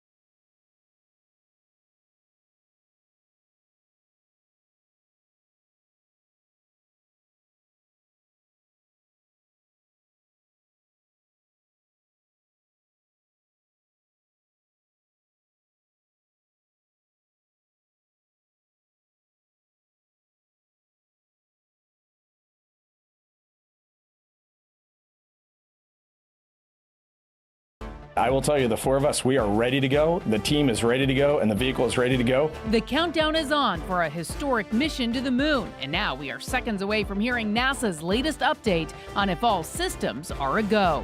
Plus, the trial begins for a man accused of murdering a College Park woman more than 20 years ago. We're live with what happened today in court. We spent years putting these properties together so that we could have some control over how they were developed. And a downtown Sanford development is back in the spotlight. What's next for the Heritage Park property? You're watching News 6 at 5. And we start tonight with a live update coming from the Space Coast. NASA is preparing to launch its Artemis 2 mission, and the goal is to send astronauts on a historic trip around the moon. So it could happen as soon as Wednesday night. It will be the first crewed mission to the moon since 1972. The Artemis flyby is set to be a 10-day mission, and right now NASA officials are breaking down exactly what we can expect as that launch day gets closer. We're going to take that press conference live as soon as it gets underway. First, though, we want to get a check of your weather and, of course, that launch forecast. We're about 48 hours out now, Jonathan. Yeah, we were actually talking about this last week going forward. This is the official numbers now from the 45th Weather Squadron that deal with actually providing the percentages. So right now they're giving us an 80% go on weather-wise anyway from the Space Coast. Couple of things that we're all going to be watching here weather-wise again. It's going to be the breeze. One hiccup could be that it's too gusty at the launch pad, still though favorable 80%. The other deal is that we're likely going to have scattered downpours, scattered clouds just off of the spaceport. And again, you can't shoot the rocket off through any kind of precipitation or anything like that. Could induce its own lightning strike. So again, watching those two things right now, 80% favorability, but we're going to keep those gusty onshore winds. The other deal is its trajectory as it gets off of the ground. It's going to be heading almost due east to closer to Africa. Remember, the SpaceX ones are going up that way. They're heading towards the space station. This one's going to be orbiting the Earth for one round, and then, of course, heading back to the moon. It's a little bumpy out there. If there were to be an issue in that emergency abort system would have to be initiated, it's, again, they have to splash down in a safe area. Wave height is generally going to be about 10-ish feet, at least just north of the Caribbean. So going to be watching the downrange weather. That percentage that you see there, that does not include the weather downrange. So watching everything closely, guys. All right, Jonathan, thank you. Again, as soon as that press conference gets underway, it looks like it is now underway. Let's go ahead and listen in. Afternoon. Let's see, we just wrapped up our L-2 mission management team review, and the team pulled go to proceed towards the planned April 1st launch attempt. The MMT walked through the usual readiness items, vehicle status, ground systems, flight hardware, and the integrated launch operations timeline. We also reviewed the most recent engineering assessments, program level preparedness, and any open items from earlier reviews, in particular the agency FRR. After thoroughly walking through each of these areas, the team concluded that everything continues to look good, and there are no issues preventing us from pressing ahead at this point. As we enter the pre-launch phase, the teams are in a strong posture, and the mission remains on track. Over the last 10 weeks, the agency has prepared a crewed lunar test vehicle for flight and also restructured the program that it belongs to. This was done deliberately. A crew that understands the campaign flies with greater purpose. A workforce that sees the road ahead holds a higher standard. This flight and the future reinforce each other. This is how Apollo worked, and this is how we will work. Through all of it, the signal of truth and rigor came through clean from the teams working on the machine to the decision makers. Nobody lost focus. Nobody cut a corner. The people in this room and in the control rooms and on the pad and at every center across the agency, you are all instrumental.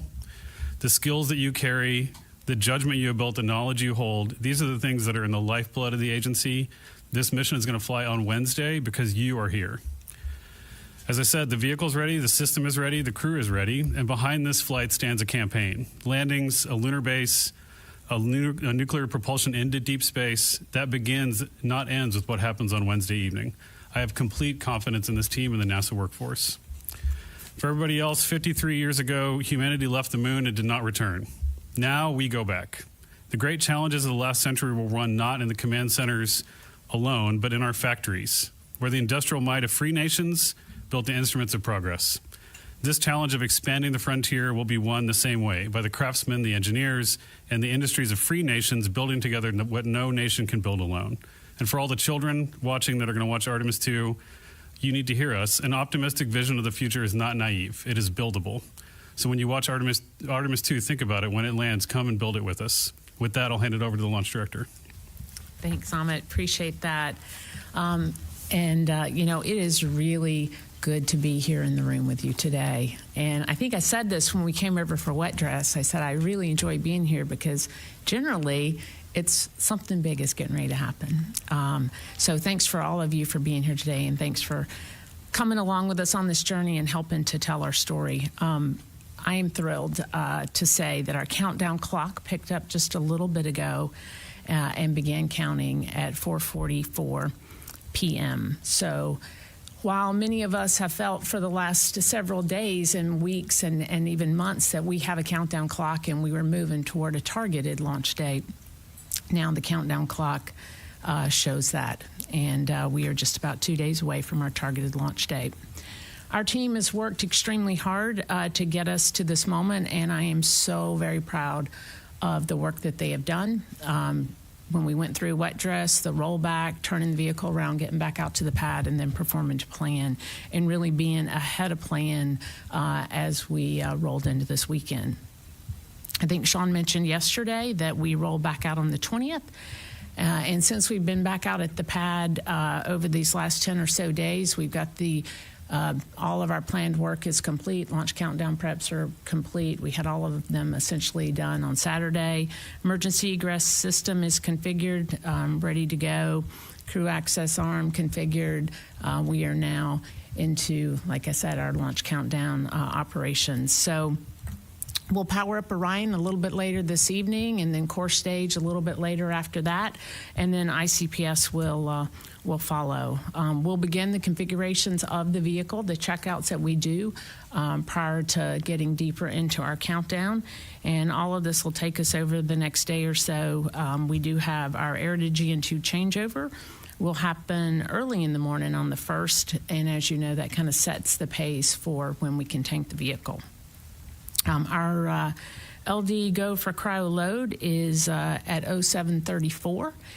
We did put a new hold, or we extended the hold a little bit in the countdown just before tanking. So if the work is done and the team is ready, we may tank a little bit before that. We'll make that decision on console. But the tanking is planned for 0734, and that puts us, if everything goes to plan, with all stages replenished and the closeout crew ready to head to the White Room somewhere after 1 o'clock. Our flight crew will depart the ONC just before 2 o'clock in the afternoon, and we'll count down. We'll get them in the ship. We'll do comm checks, make sure all of that's good, get the crew module configured, and we will count down to our T-minus 10-minute hold. Once we finish up that 30-minute hold and all systems are go, we'll pick up the count and we'll count down to our T0. So that's a little bit about our milestones and kind of where we are. It is an exciting time. It's an exciting time for this team and our crew and really our nation and the world. So we'll, as many have said, even yesterday and as we talk about in all of our management meetings, we'll fly when this hardware is ready. We'll see if it's ready to go in just a couple of days. But certainly all indications are right now we are in excellent shape as we get into count. And with that, I'll hand it over to John. Thank you, Charlie. All right, as you heard, all systems are a go right now for that Wednesday evening launch. You can watch the rest of this press conference that's happening right now on our website, clickorlando.com. We also have a whole lot more information on the upcoming mission and the crew, and we will have much more throughout the evening here on News 6. It has been nearly 24 years since a College Park mom was found murdered. Now today, jury selection is underway for the man accused of killing her. Demoris Hunter is accused of killing Teresa Green after the two got into an argument after a party at the apartment complex where they both lived. Your Orange County community correspondent Mike Valenti joins us live outside the courthouse. And Mike, what is on the table here if he is convicted? Yeah, guys, we're talking about capital punishment. Prosecutors have signaled their intent to seek the death penalty against Demoris Hunter, who's charged in this 2002 murder. But it's likely that a jury will not be set until next week. The 59-year-old Hunter is accused of strangling Teresa Green in College Park in 2002 and then putting her body in the trunk of her own car. In the affidavit for Hunter's arrest warrant, an Orlando police detective claimed that Hunter used an alias in Orlando, Mike Berry, and was at a small party with Green the night she was last seen alive. Hunter was indicted in Green's death in 2014. At that time, he was in California, serving a more than 100-year sentence for the unrelated killing of another woman. A year after his indictment in Florida, Hunter was extradited to the Sunshine State, and he's been in the Orange County Jail ever since. So guys, zooming out, this case can be a bit convoluted because we're talking about legal filings that date back to the affidavit for the original arrest warrant in 2002, and then he was indicted in 2014, and there's just been a flurry of legal documents filed in DeMaurice Hunter's docket.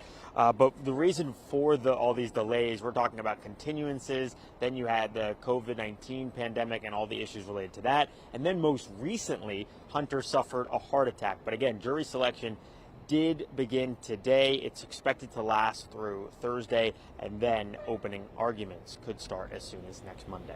Live outside the Orange County Courthouse, I'm your Orange County Community Correspondent, Mike Valenti, News 6. All right, Mike, thank you. Breaking right now, the Longwood Fertility Clinic, at the center of two separate lawsuits, just announced it is closing its doors. The Fertility Center of Orlando posted a statement on its website about the closure. The clinic is facing a lawsuit in January, accused of implanting the wrong genetic embryo into a mom.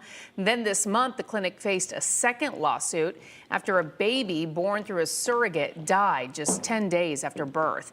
The lawsuit claims the clinic failed to properly screen the surrogate mother and says the infant was born with severe birth defects. The clinic says it will help families transfer their care to a facility of their choosing. It says this has to happen in the next 2 weeks, no later than April 15th. In Palm Bay tonight, there is a new homicide under investigation in an area notorious for criminal activity. Police say they responded to the compound over the weekend on a call about vultures swarming an abandoned suitcase and found human remains inside. Police say there were actually 2 suitcases with human remains inside. One also had an Amazon package inside that led them to the home of 19-year-old Lucas Jones, who police say had wounds and bruises and refused to participate in an interview. Jones is facing several charges, including abusing a dead body. He was released on a $7,500 bond. Coming up in the next half hour, we're taking a look at where the efforts to clean up the compound stand tonight. After millions of dollars spent, there is no plan for prime waterfront land in Seminole County. Nearly a decade later, and that land still sits empty. New at 5, the new ideas on the table and why some say it might be time to sell.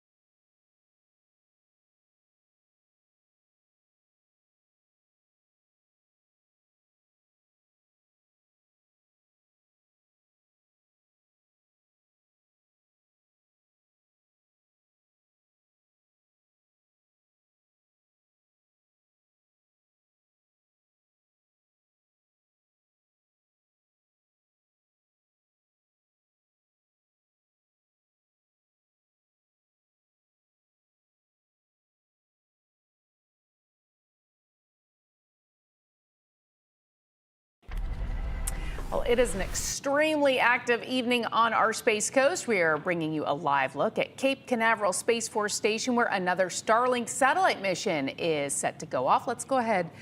You can see those live pictures right there. And it looks like all things are going well out there along the Space Coast. Well, it was supposed to bring new businesses and housing to the heart of downtown Sanford, but the city ended up scrapping the project and paying to get out of the deal for what would have become Heritage Park. It cost taxpayers millions. It's prime property in the heart of Sanford with views of Lake Monroe. This is where Heritage Park was supposed to be built, but nearly a decade later, and these lots are still undeveloped. Sanford City Commission paid $3.75 million to get out of a development deal for this land after they said it didn't fit their vision. This month, commissioners discussed once again what the future of this property could look like. There are three key pieces between the courthouse, civic center, and library. These two lots are where the city's latest plans include a 4-story building with retail below and apartments above, a park space for community events, and even a parking garage. The idea is there, but is it what commissioners think is best? At a recent meeting here, they disagreed on what makes the most sense. Sometimes I'm afraid our Sanford rosy glasses are maybe a little too narrow-minded. The city could give their vision to developers again and ask how much that plan could cost. But Commissioner Patrick Austin believes they need to be more realistic about the current market. Heritage Park was in the news, was in the news, was in the news. If somebody wanted what we envisioned, would they not have come knocking? He suggested Sanford put the property up for sale instead, but that means the city could have less control over what happens to it. We spent years putting these properties together so that we could have some control over how they were developed. We spoke to Mayor Art Woodruff. He believes they may just need more time. In my mind, we're not in a rush to get something done. I want to make sure whatever we do right. There is another option. The city could put more restrictive zoning in place before the property is put up for sale. The commission asked staff to look into how much that property could sell for if it's put on the market, and decided it was best to discuss this again at a later date. All right, we're going to check in now with meteorologist Jonathan Kagas, who is standing by, tracking some showers on the radar right now. Yeah, few and far between, certainly not going to help the drought situation at all, but nonetheless, we do have a few showers moving through it just north of the downtown Orlando metro area, a couple of extra showers offshore, and then we have a few more stray downpours, mainly pushing south of us in Point Siena, Celebration, the Four Corners area. Those will continue to drift back off towards the south and west. You can track these very light and few and far between showers by downloading the free News 6 weather app. Satellite and radar larger scale showing us what's going on here. We talked about this last week. The wind would really crank up over the weekend. It's not as breezy, but you see those white lines, those faint white lines on your screen. That is the wind direction pushing in off of the Atlantic, and every now and then, just like what we saw today and over the weekend, we will generate a few of those showers, maybe a stray downpour here and there. Nothing really to write home about, but just know that risk to get wet there is going to be with us for the next couple of days. So here we go through tomorrow morning. Notice we have a couple of downpours just hanging out closer to the Space Coast. Most of those are right off ashore. And then we'll try to fire up a few more downpours with the heating of the day. There's lunchtime and dinner time. It's 5 to 6 o'clock on your Tuesday evening. A couple of downpours, especially to the west of Orlando. And then as we move into Wednesday, really the same kind of deal. I think at a lower chance for a few downpours. There's 6 o'clock on your Wednesday morning. We're looking pretty good at that point, and it'll fire up a few more stray showers in the mix. Again, nothing really going to amount to much out there really through the week ahead. Here's a live look downtown Orlando with our Light Orlando delivering Hope Skycam this evening. We have air temperatures back to the upper 70s right now under a mainly cloudy sky. There's certainly breaks in those clouds.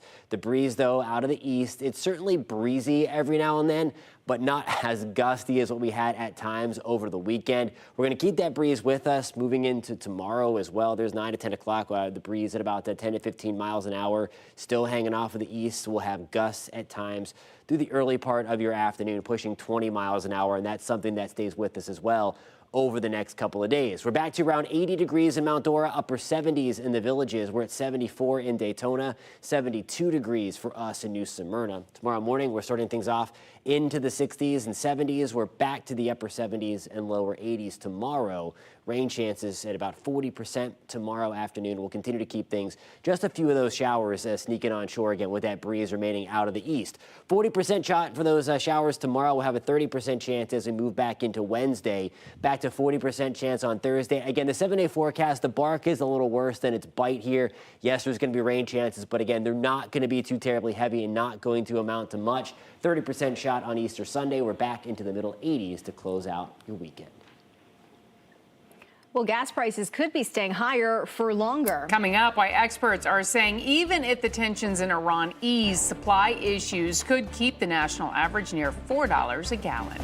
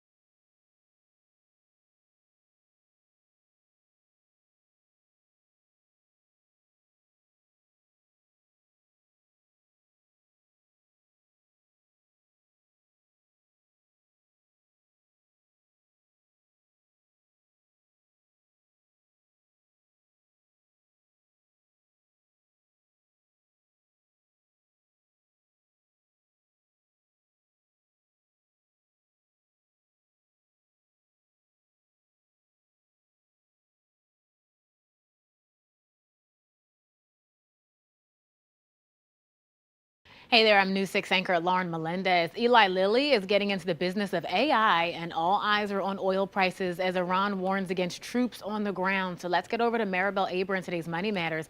So Maribel, all of this is hitting Americans hard at the gas pump, as we've seen now for weeks. That it is, Lauren. So global oil prices are around $108 a barrel after Iran warned against a U.S. ground invasion on Sunday. U.S. crude is above $100 a barrel this morning. Foreign ministers from Pakistan, Saudi Arabia, Egypt, and Turkey met Sunday, calling talks productive. Now, Pakistan says it will facilitate a meeting between the U.S. and Iran in the coming days. Even if the conflict ends soon, experts say oil and gas prices could stay elevated. A backlog of oil tankers in the Persian Gulf and damaged regional energy facilities will take time to resolve. Domestically, that national average for a gallon of unleaded gas is now at $3.99, according to AAA. Around Orlando, drivers save 3 cents with the average around $3.96, Lauren. You know, any little bit of savings at this point, we got to take it. So, yeah, heads up about that. Hey, would you take drugs developed by AI? Well, it seems Eli Lilly is banking on it. Let's talk about this. Okay, so U.S. drug maker Eli Lilly partnering with Hong Kong-based In Silico Medicine to develop drugs using AI. The company's recently signed a deal worth nearly $3 billion. And Silico says it has 28 AI-developed drugs with nearly half in clinical trials. Its researchers say AI can synthesize molecules faster than traditional methods. The deal still requires regulatory approval. You know, Lauren, people are either on board or still in questioning mode about AI. The hurdle for companies implementing it in products is how to give consumers transparency about safety, especially when talking about medical treatments. And that's all it is. People just want to know how things are being made, what's inside those products, that's all. All right, Maribel, thank you. Remember to get the latest money and consumer news anytime. Head to our website, clickorlando.com. Well, a crackdown on contractors who do not pay up. A new Florida law aims to help homeowners left with half-finished projects. Coming up, the new 45-day deadline contractors must follow and the serious penalties if they don't. First, though, human remains found in suitcases in a blighted part of town that's infamous for finding dead bodies. I'm your Palm Bay community correspondent, James Sparvero. There's a new homicide under investigation in Palm Bay's compound.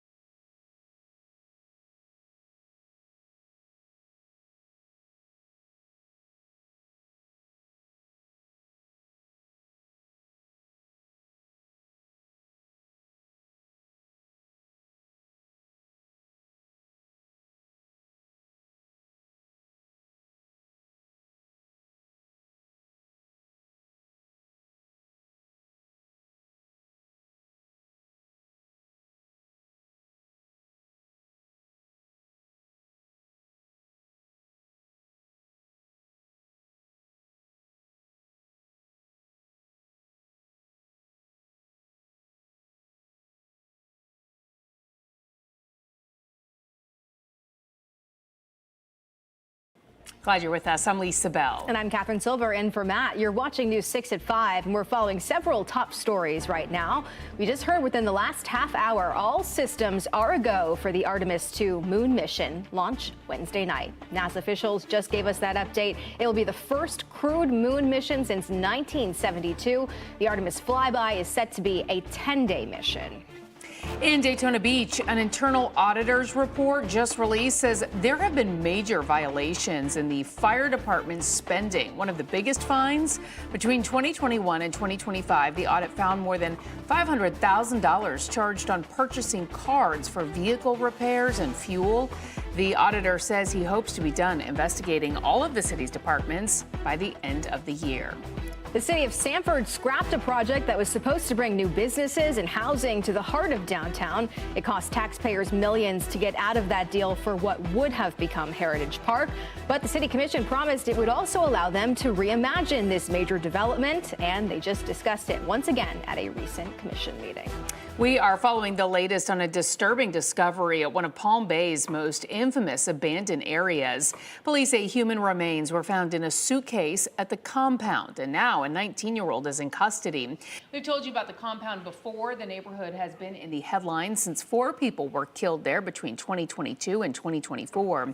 Your Palm Bay community correspondent James Sparvero followed all of those cases. He has the latest on this case and why the development there has stalled. Human remains found in suitcases in a blighted part of town that's infamous for finding dead bodies. There's a new homicide under investigation in Palm Bay's compound. Around 10 in the morning Saturday, police say someone saw vultures swarming an open suitcase here in this tall grass. No return to the compound. By Sunday, 19-year-old Lucas Jones was at the Brevard County Jail facing Judge George Polk on charges like abusing a dead body. Police say they linked Jones to the remains because inside the suitcase there was also a package with his name on it. Police then linked Jones to a man who's been missing from India Atlantic. Police told me they're waiting on autopsy results to confirm if the remains are his. That's why I'm not saying his name right now. But according to Jones's girlfriend, she told police she saw that man at Jones's house back on March 20th, lying in Jones's bed, either sleeping or unconscious. The next day, the 21st, Jones's girlfriend said he told her to drive him to the compound where he threw 2 containers out of the car. So how much longer will people have to continue to read headlines about another body found in the compound? My prayer is that no more. For more than 3 years since the bodies of 2 teenagers were found in the compound on Christmas, Councilman Kenny Johnson has talked to me about a new push to finally develop the compound. The city's hosted workshops with ideas ranging from amusement parks to homeless shelters. But Johnson says developers haven't bought in because there's no utilities here. And with that, we applied for a $3.1 million grant for the Florida job growth for public infrastructure, because unfortunately with the compound, until you have the infrastructure in place, you're not going to really have anybody looking to develop. Jones was released from jail, but police are still building their case. If more charges are brought against him, we'll update you right here on News 6 and clickorlando.com. In Brevard County, I'm your Palm Bay community correspondent James Sparvero, News 6. New at 5, Polk County deputies say they've arrested a man accused of a deadly shooting at a Bartow apartment complex. Deputies say a woman found her brother, 56-year-old Jeffrey Blevin, shot to death last Thursday outside their apartment complex. Detectives say they had little to go on, but followed leads that pointed them to a neighbor, David Richard Morris. A search of his apartment turned up a 9mm handgun, along with items that appeared to have blood on them. Allegedly, Morris had a prior confrontation with Blevins and had been aggressive with other tenants. The test fire cartridge belonged to this gun, and this gun was found in a backpack in a closet of this guy's house. And the case came together. Morris is now charged with second-degree murder. He is in jail and being held without bond. The investigation is ongoing. Also new at 5, parents, undercover detectives say child predators are showing up on social media sites you might not even recognize. Law enforcement used social media sites like Badoo and Sniffies to pose as children. They arrested these 3 men on Friday, and then today, 7 more. That includes a dog trainer at PetSmart. They were all arrested in an apartment undercover sting. Arrest reports show detectives tracked activity on sites like Badoo, Sniffies, and Boo, platforms that may not be mainstream but are still used for dating and direct messaging, where investigators say these men targeted minors. Today, after missing 2 paychecks during the partial government shutdown, TSA officers are now seeing some relief. The shutdown has caused airports across the country to be packed in the past past few months, with some lines even reaching up to 6 hours. Now the Trump administration says TSA workers would receive paychecks in the next couple of days. It comes after President Trump's executive action on Friday, ordering TSA workers be paid immediately. Airport officials say callouts remain high, and more than 500 TSA officers have quit since the shutdown began. Meantime, lawmakers left without a deal and are now being urged to return from recess as negotiations continue. They should be paid, need to be paid, and we need to get things back up and running. The administration has deployed ICE agents to help with the shortages. The shutdown has become the longest on record, impacting thousands of federal workers. A new law is cracking down on contractors who take payment but don't pay their subcontractors. For years, that has left some projects unfinished and homeowners stuck with liens. Now contractors have just 45 days to pay up or face discipline. Reporter Tiffany Salome with our sister station in Jacksonville explains how this takes effect and how it will stop homeowners from having to pay twice. A sweeping agriculture bill signed by Governor Ron DeSantis is also taking aim at a different issue: contractors who don't pay up. Under the new law, contractors in Florida must pay subcontractors and suppliers within 45 days of getting paid themselves. If they don't, they could face disciplinary action from the state. And this is really the first time we've seen penalties established for this kind of thing. Absolutely. There's kind of always been a gap. There's penalties for abandoning projects, there's penalties for other things, but this non-payment has never been something where there was really recourse on the part of the owner to seek disciplinary action against a contractor.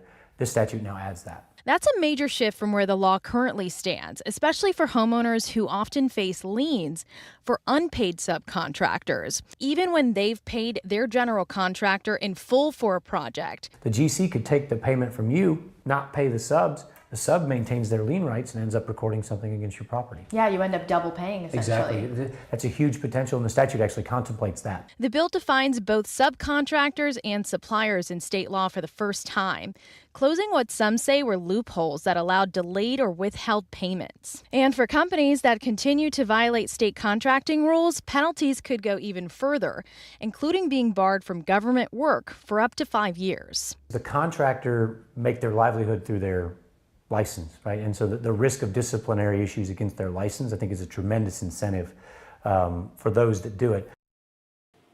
All new at 5, UCF just announced it's moving in a new direction for its women's basketball team, and they're looking for a new head coach. After 4 years, the department just announced they are parting ways with the coach. News 6 sports anchor Ryan Welch joins us now live in studio. So, Ryan, what does this mean for the Knights? Well, ladies, the Big 12 is a tough neighborhood, especially in basketball. And the UCF women have been at or near the bottom of the conference standings for all 3 seasons. So today's news that the school has fired head coach Satia Messer is not all surprising. Messer wraps up her UCF run with a 49-69 overall record and just 14 wins in 69 Big 12 regular season games. Athletic Director Terry Mahajer was cognizant of the fact that it was a total rebuild when he hired Messer to replace Katie Abrahamson Henderson in April of 2022 and preached patience when asked last year about the direction of the program. But the Knights went 3-15 in Big 12 play this past season, and now the university is looking for a new head coach. UCF Athletics released a statement that read in part, "Our goal remains, quote, building a program that competes at a high level while providing exceptional educational services beyond graduation." The statement continued that in this next chapter of women's basketball, we are, quote, continuing to align our strategy to ensure we are investing in the ways that most directly impact success in today's landscape. Messer previously worked as an assistant coach at Baylor and LSU, so she had Power 4 experience. But the UCF women have yet to gain any traction in the Big 12. The school announced that a national search for her replacement is underway. Ladies? All right, a new direction for UCF. We'll see what happens. Ryan, thank you. Thousands gathered around historic downtown Sanford to support local animal rescues during the 14th annual Pints and Paws Craft Beer Festival. Trooper Steve caught up with the founder of this event. He shared how he thought of the idea, mixing craft beer and raising funds to help plenty of four-legged friends. Talk to me a little bit, like, You started this 15 years ago, technically. Yes. Had to skip a year for COVID. Yes. $1 million that this community put together for animals, dude. Yes. That's got to mean something. It means so much to me. I started this, okay, how this started was I was thinking about wanting to bring a craft beer festival to Sanford. This was in 2011. Okay. And my dog that I had all through college, he was a lab, his name was Hunter, he had just passed away. I bumped into Judy from Pet Rescue by Judy, and we love Judy. She was telling me, hey, sorry about your friend, come see me if you need to adopt a new pup. And then I had this other, craft beer festival idea in my head, and then boom, I melded them together, and this is what happened. Pints and Paws, what's not to like? This year was a big deal. Organizers say they surpassed $1 million raised over the years. That money goes directly back into local animal rescue organizations across Central Florida. You can hit the road with Trooper Steve on patrol weekdays at 2:30 in the afternoon and 8:30 at night, and on the new 6+ streaming app for your smart TV. All the places, clickorlando.com as well. A history-making mission lifting off soon. And the first time ever, a woman will orbit the moon. And she's not the only woman breaking the mold. Work in this field and being able to, say that I've worked on that rocket, I've worked on the launch pad that's sending someone to the moon. Coming up, why one NASA engineer says highlighting women in male-dominated fields should be a thing of the past. Jonathan? We are tracking a couple of showers tonight. Really nothing to write home about. We're going to talk about where they're headed and more rain chances coming away through the week ahead coming up in a few minutes. This portion of the news is sponsored by Shark Coatings.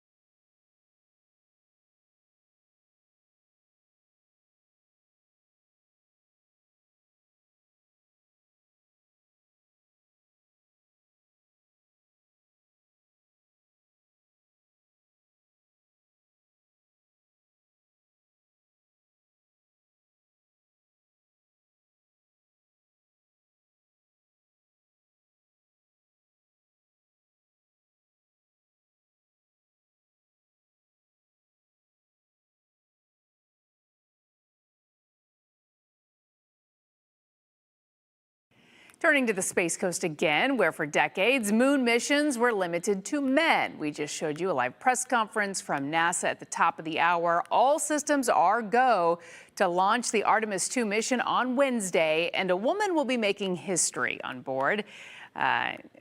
News 6 anchor Lauren Melendez spoke with one NASA engineer who says she hopes one day we do not have to celebrate your job and your gender in the same sentence.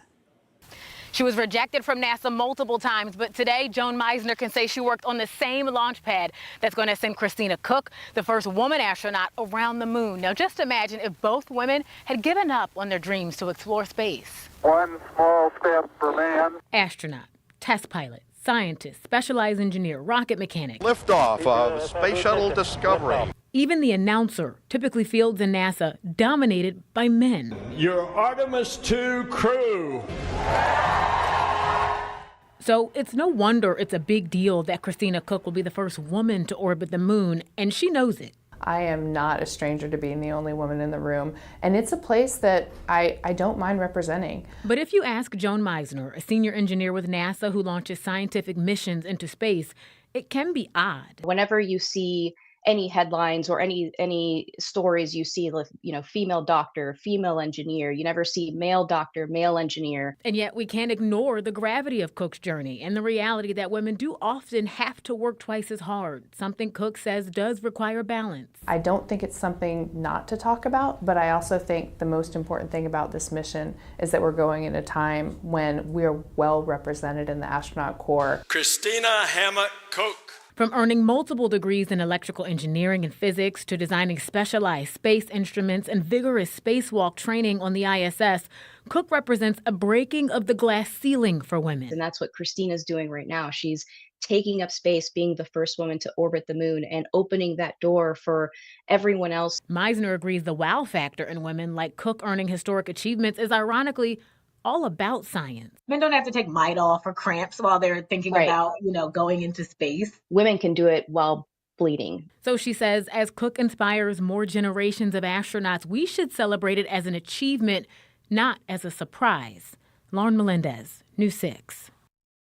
All right, we want to check in now with meteorologist Jonathan Kegas. We heard earlier, weather's looking good for Wednesday. We're about 48 hours out now. Yeah, just a couple of things watching some clouds trying to come on shore. That's going to be one of the things. 45th Weather Squadron, though, giving that an 80% shot from locally. So worry about weather downrange, of course, as that comes further into further view. I think the pattern is going to look a lot like this. We're going to keep an onshore flow, and downpours will be around the Space Coast. So we'll be watching that closely. A few of these for the rest of your evening. Sneaking back on shore. Cool shot here at Port Canaveral, Brevard County. With our Launch Credit Union camera, we have air temperatures back to the mid-70s. Under a mainly clear sky, the breeze at about 15 miles an hour out of the east, helping to generate a couple of those showers and a couple of those stray downpours in the mix. We are at 83 right now in Leesburg. Oviedo, we are checking in at 77 degrees, back to the upper 70s in Titusville. Tomorrow morning, when you start your day, we're at 67 in Titusville. Kissimmee, good evening.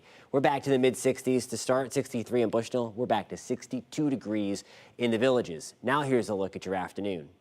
Your forecast is sponsored by Advent Health.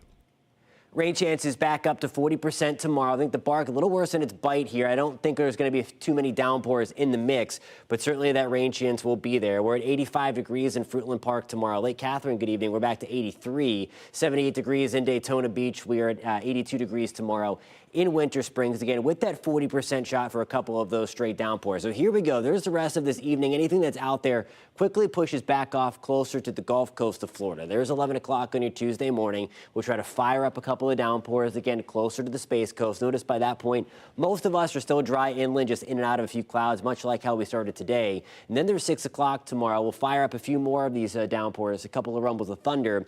With the heating of the day, that's going to quickly, though, push to the west. So the best opportunity tomorrow for some rain, going to be right along the coast with a few of those showers sneaking on shore. And then with the heating of the day, pretty much around Orlando, Apopka, and then back to the west. So kind of on bookending the downtown Orlando area. Clouds rain forecast again for your Wednesday. I think we start things off on the drier side with that same kind of pattern. Now the big juice, the big rain over the next 7 days, certainly focusing on the central part of the country, really from about Texas back towards the nation's heartland into the Great Lakes. We will have our own opportunity. You see it there on the scale, though, anywhere from 1/10 of an inch, maybe up to 1/4 of an inch in extreme cases, and that's mainly on the coast. As again, we're going to keep that breeze out of the east for the next couple of days, helping to generate those few showers. Speaking of the breeze, again, gusty this weekend. It is still gusty along the coast, although a little bit better than where we were this weekend. Last check in Leesburg, our wind gust was about 15 miles an hour, so certainly coming back down from the very windy weekend, which helped to generate the big waves. Currently still, we have waves off our coast breaking anywhere from 4 to 8 feet. We're going to keep it like that over the next couple of days. Gradually, we will watch the waves wind down towards the middle of the week. It's still a little choppy out there through the week ahead. 30% shot for a few more showers on Wednesday, 40% chance on Thursday, Easter Sunday. Just doing a little dodging with that breeze out of the east. We'll keep temperatures into the middle 80s, guys. All right, Jonathan, thank you. A big change at one of Orlando's most iconic spots. After a deadly bout of avian flu at Lake Eola, the city is now banning people from feeding the swans. Coming up, by volunteers say taking this away might actually be putting the birds at risk. And coming up on News 6 at 6, after more than a week away from their homes, what one Orange County apartment building is doing for their tenants, as some are taking legal action. Coming up in the morning, getting hundreds of families into new affordable housing. The groundbreaking happening at the site of a landmark hotel. Plus, a closer look at the crew of Artemis 2 and why NASA chose these astronauts for the milestone mission. Join us for News 6 Morning, starting at 6. I think you're watching News 6 at 5. We'll be right back.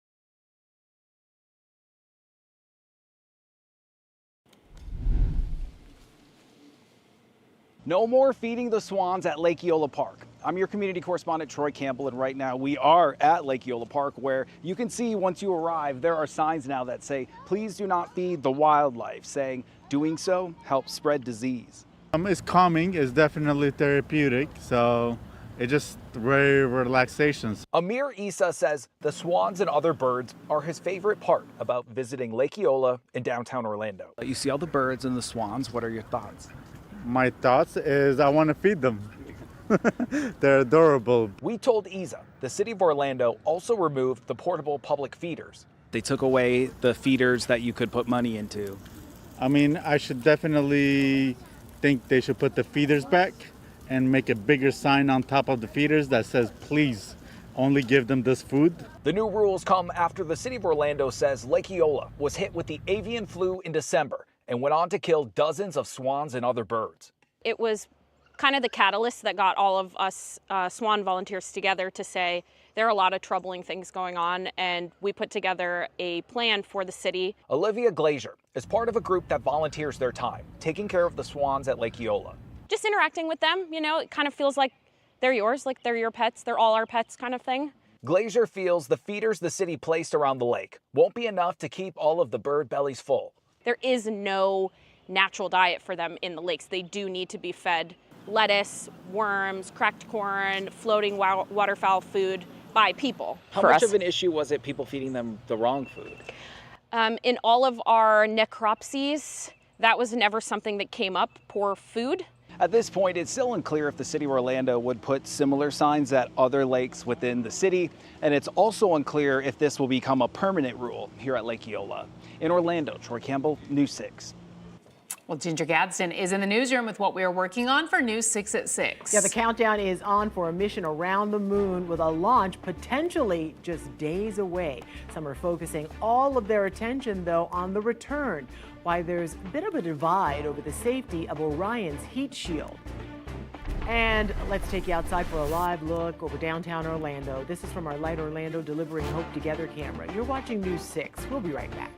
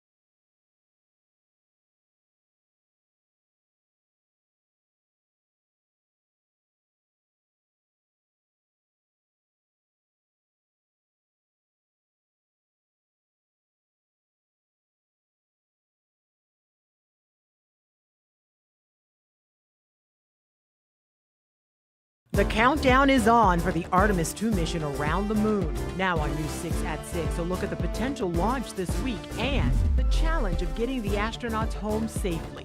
Plus, there's no logs kept. That means we are paying for their insurance, their gas. Are we paying for that when they're not working? Daytona Beach's auditor looking into the fire department. A closer look at some of the purchases being investigated and why. And we're taking a look at the newest offer from the Rialto given to its residents and what one law firm is saying about all of this. News 6 at 6 starts now. We begin at 6 with breaking news in a death penalty case that continues to be unprecedented. The execution of James Duckett will remain on hold until at least Thursday. That new timeline just into our newsroom within the last 30 minutes. Now, to get you up to speed, Duckett was supposed to die by lethal injection tomorrow night. But last week, in a rare move, his execution was stayed for more DNA testing. Once those tests came back inconclusive, the Florida Attorney General requested that Duckett's execution move forward. But just today, we've learned the state's motion to lift that stay was denied by the Supreme Court of Florida. Duckett, a former mascot police officer, was convicted of raping and murdering 11-year-old Teresa McCabe in 1987. Again, Duckett's execution remains on hold until we get another update on Thursday. All right, we'll continue to follow that closely for you. Now, we're going to talk about our forecast with meteorologist Jonathan Kegas. Jonathan, I see some stuff on the radar behind you. Just a little bit of stuff. Most of us are dry tonight, but we are tracking a couple of those showers pushing through. A few more scattered showers trying to work their way back onto the Space Coast. See a couple of little dots, if you will, those green things being reported by the radar, being picked up by the radar. Some more organized activity just south of us in Poinciana. This is going to drift back off towards the north and west of us. So we are going to keep things on the drier side in West Orange County, closer to Ocoee and Apopka. A few stray showers trying to pop up every now and then as we move into the rest of the evening. With that breeze, still gusty at times out of the east. Again, still at about 15 to 20 miles an hour. We're going to watch the wind try to back off a little bit through the evening, but then pick back up a little bit tomorrow. We're going to talk much more about that part of your forecast coming up at about 6:17. All right, Jonathan, thank you. It has been nearly 2 weeks now since hundreds of neighbors in Orange County were forced out of their homes because the scene you see right behind us. Yeah, it's a story we have been following since it happened at the Rialto apartment complex. We've heard residents feel that they need more communication, and even the business below the complex has been impacted by this. But now your Orange County community correspondent Jana Manahalal has spoken with one law firm that has decided to sue to get answers for people impacted. Yes, residents continue to feel frustrated over the entire situation of being evacuated from their homes, and now they're dealing with damaged items since they can't go upstairs and get it themselves. I've waited a week to get my heart and blood pressure medication along with my blood thinner. They wouldn't let anyone in the building. William Mon is just one of many residents who is scrambling for answers as they head into week 2 since being evacuated from their apartments. Are you frustrated?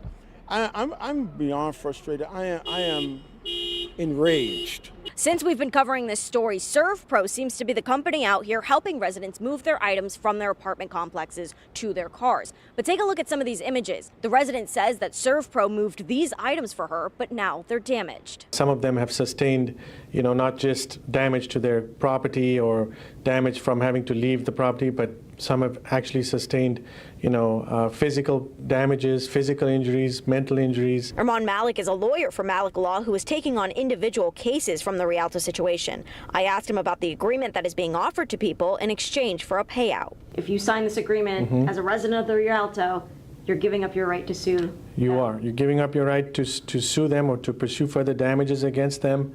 And we don't even know what those damages are until we figure out what happened with that building. 4 days after evacuations, the Rialto offered people $1,000. And then on Friday, they were offered $2,000, help with moving fees, and 2 months free rent at any of their apartment complexes within 25 miles. Both of those offers come with agreements that need to be signed. As this story continues to develop, I'm going to keep a close eye on it. For now, in Dr. Phillips, I'm your Orange County community correspondent, Jana Manahalal, News 6. All right, so the countdown is on the Space Coast as NASA gets ready for its Artemis 2 mission. The goal is to send astronauts on a historic trip around the moon, and it could happen as soon as Wednesday night. So here's a live look now at that rocket from Cape Canaveral. About an hour ago, we heard from NASA leaders as we look ahead to potentially a historic week here in Central Florida and the rest of the world. So let's take a listen to part of the update we got from leaders just a short time ago. The vehicle's ready, the system is ready, the crew is ready, and behind this flight stands a campaign. Landings, a lunar base, a nuclear propulsion into deep space. That begins, not ends, with what happens on Wednesday evening. I have complete confidence in this team and the NASA workforce. So with safety front of mind, a big challenge to that goal lies beneath their crew capsule. Yeah, so your Cape Canaveral community correspondent, James Sparvero, shows us how the space community is divided over whether the heat shield is worth the risk. Hey, James.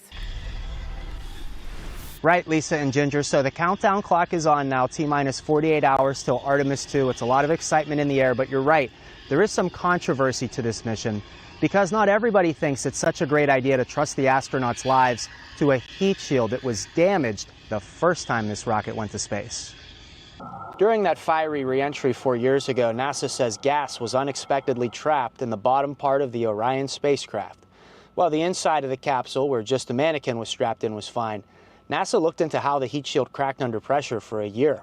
They went and investigated that in enormous detail. CBS space expert Bill Harwood talked to me about NASA's decision to change the path of re-entry for the astronauts' mission. Last year, I asked questions as well to Lockheed Martin about a safer trajectory with lives on board. Vice President Kirk Shireman's company built Orion and its heat shield.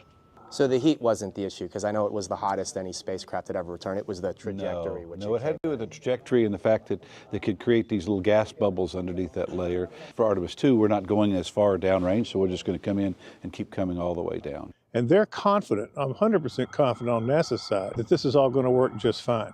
There's even been some experts who have come out publicly and said that they don't think it's safe for the crew. Critics have claimed they don't fully understand the problem. They don't know if there would be unintended consequences with this new trajectory, and that they should wait until they understand it better or put a new heat shield on. A new heat shield is being designed for the moon landing mission. Should Artemis 2 pave the way, and again, that could happen as soon as 6:24 Wednesday night. Just look at the clock ticking now.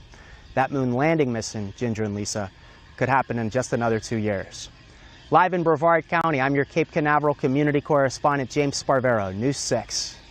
Thank you for the update, James. And you can stay up to date with this exciting moment in Central Florida as we get ready to see a historic launch this week. Head to clickorlando.com for updates and our full coverage of what is next. Developing tonight in Brevard County, a disturbing discovery in an abandoned area where unfortunately people are used to hearing about criminal activity. On Saturday, police say someone found human remains stuffed in 2 suitcases in Palm Bay's compound. Right now, 19-year-old Lucas Jones is facing charges for disturbing a dead body, but not murder. Palm Bay is still trying to attract developers to do something with the blighted compound, but Councilman Kenny Johnson says it's hard because there are no utilities there. And with that, we applied for a $3.1 million grant for the Florida Job Growth for public infrastructure, because unfortunately with the compound, until you have the infrastructure in place, you're not going to really have anybody looking to develop. Police are still building their case as the 19-year-old was released from jail following his arrest. Meantime, in Seminole County, the Fertility Center of Orlando and Longwood just announced it is closing its doors. The clinic is facing 2 lawsuits. In January, it was accused of implanting the wrong genetic embryo into a mom. Then this month, the clinic faced a second lawsuit after a baby born through a surrogate died just 10 days after birth. The lawsuit claims the clinic failed to properly screen the surrogate mother and says the infant was born with severe birth defects. The clinic says it will help families transfer their care to a facility of their choosing. It says this has to happen in the next 2 weeks, no later than April 15th. Jury selection is underway in the murder trial of a man who was already serving a 110-year sentence for murdering a woman in California. Prosecutors say they are seeking the death penalty against Morris Hunter, charged in this 2002 murder. The 59-year-old Hunter is accused of strangling Teresa Green in College Park and then putting her body in the trunk of her car. Hunter has been inside the Orange County Jail for 11 years, having been indicted for Green's death in 2014. Jury selection could last through Thursday, with opening statements expected to start next Monday. Tonight, over $500,000 in spending by Daytona Beach Fire Department is sounding alarms and raising questions. An internal auditor's report just released says there have been major violations in the use of P cards or purchasing cards. This audit into the city started in the fall after several employee whistleblowers started asking questions. Your Volusia County community correspondent Molly Reed has what the auditor has found so far. The city's auditor is investigating every city department and just finished the fire departments. He will be presenting his findings to the commission here on Wednesday night, but we got those findings ahead of time. One commissioner we talked to here says what she saw in these findings is extremely concerning. Between 2021 and 2025, the audit found more than $500,000 charged on purchasing cards or P cards for vehicle repairs and fuel, which breaks city rules. 14 employees also had take-home cars with no mileage logs, meaning, as the auditor warns, quote, the city cannot determine whether these expenses are related to official business use or personal use. Commissioner Stacy Cantu says she's heard from firefighters and the fire union president who have questions too. There's no logs kept. That means we are paying for their insurance, their gas. Are we paying for that when they're not working? The auditor also found more than $50,000 spent on food and drinks at local fast food restaurants by fire leadership. He found hundreds of purchases with missing receipts and odd buys. 15 TVs, baby shower decorations, and even a beer can cooler. The report flags $50,000 in unexplained tech buys, thousands on inconsistent uniforms, and more than 400 books, many not even related to firefighting. I don't understand why shoes were purchased in there if the rank and file firemen that actually put out the fires, we do not pay for their boots. Cantu believes responsibility falls directly on the city manager, who I emailed but did not get a response from. He did give a written, legally required response to the auditor's report that was filed. In it, he supports the process, saying in one part, quote, the administration views this audit as part of an ongoing effort to continuously improve operations, enhance oversight, and ensure every dollar of public funds is used appropriately and effectively. I went to the fire department today to ask for Chief Drew Driscoll to comment too, but was told, but I will let you know. At least 4 of the 14 take-home cars at the fire department, we're told, have been since turned back, and the auditor says that he hopes to be finished with every department in the city by the end of the year. Now, the state is also conducting its own audit into Daytona Beach too. They say they're hoping for theirs to be done within the next 2 months. I'm your Volusia County community correspondent Molly Reed, News 6. Nearly a decade later, and this property that was supposed to become Heritage Park is still undeveloped in Sanford. We're looking into what's next as the city once again discusses what the future could look like. This portion of the news is sponsored by Advent Health.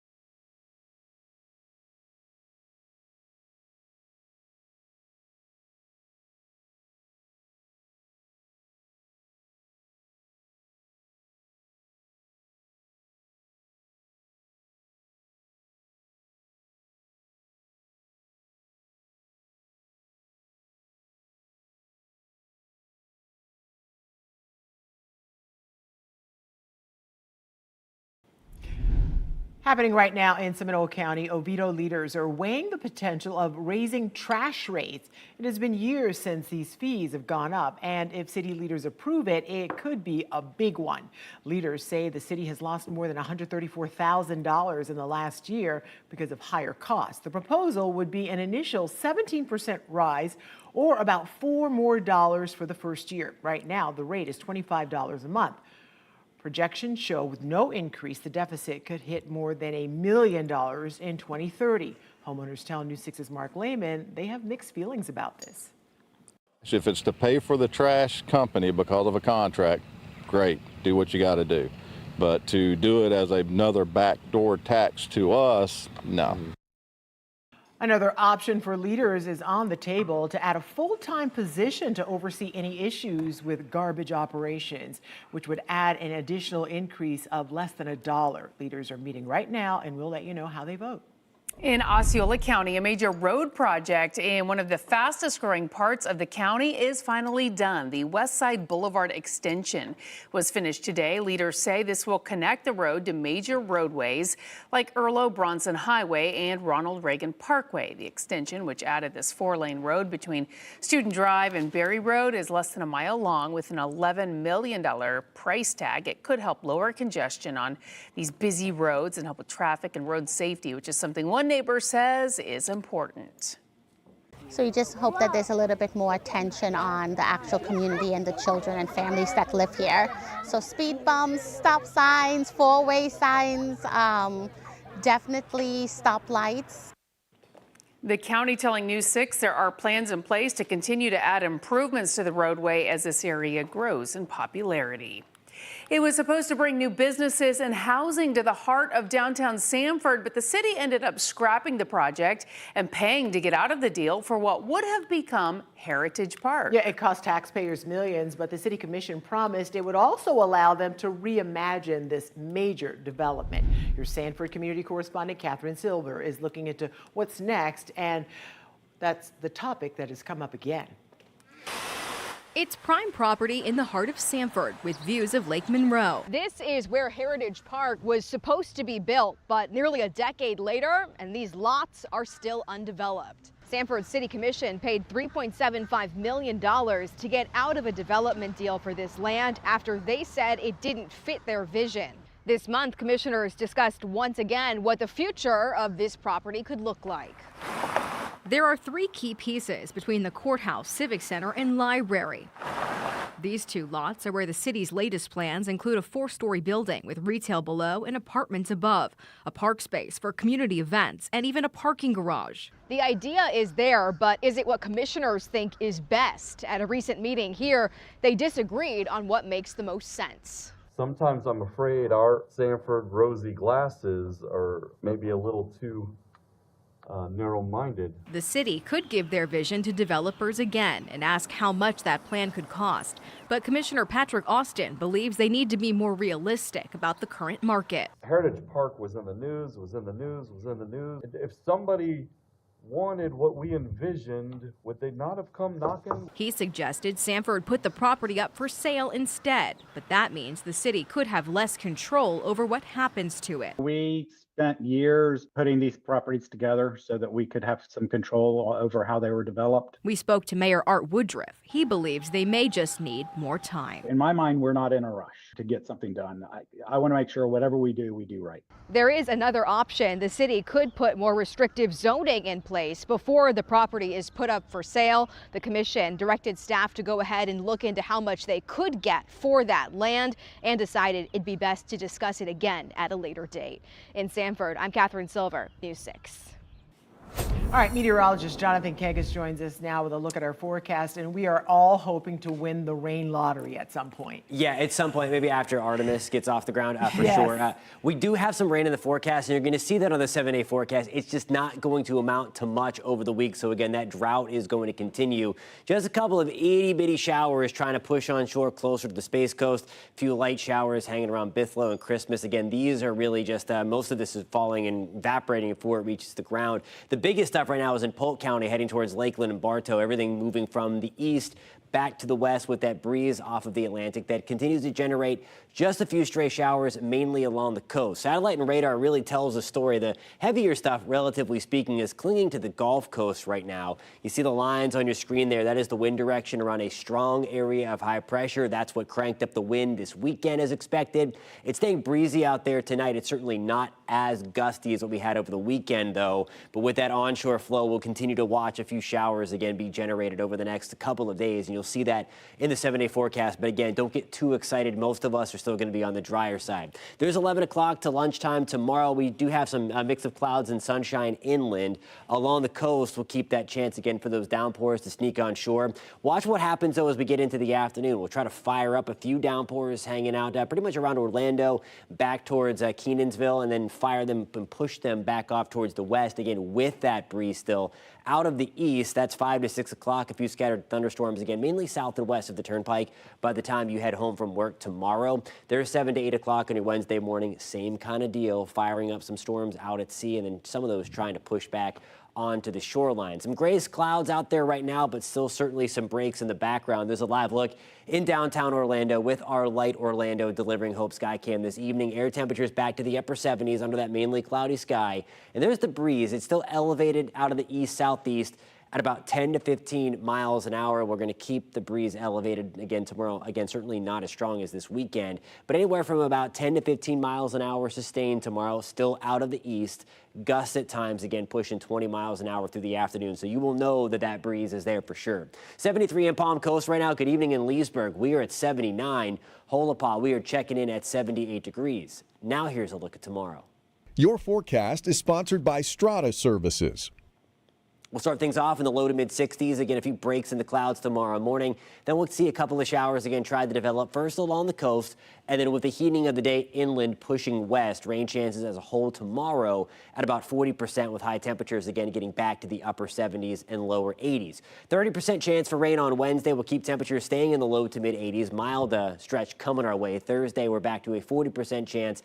And again, there's rain chances on the 7-day forecast, but they're going to be very similar to what we've seen over the past couple of days, where they're very hit and miss. A 30% shot to start Easter weekend, 30% chance for rain on Easter Sunday. Otherwise, we are keeping things very warm, low to mid 80s as we get into early next work week. We'll be right back.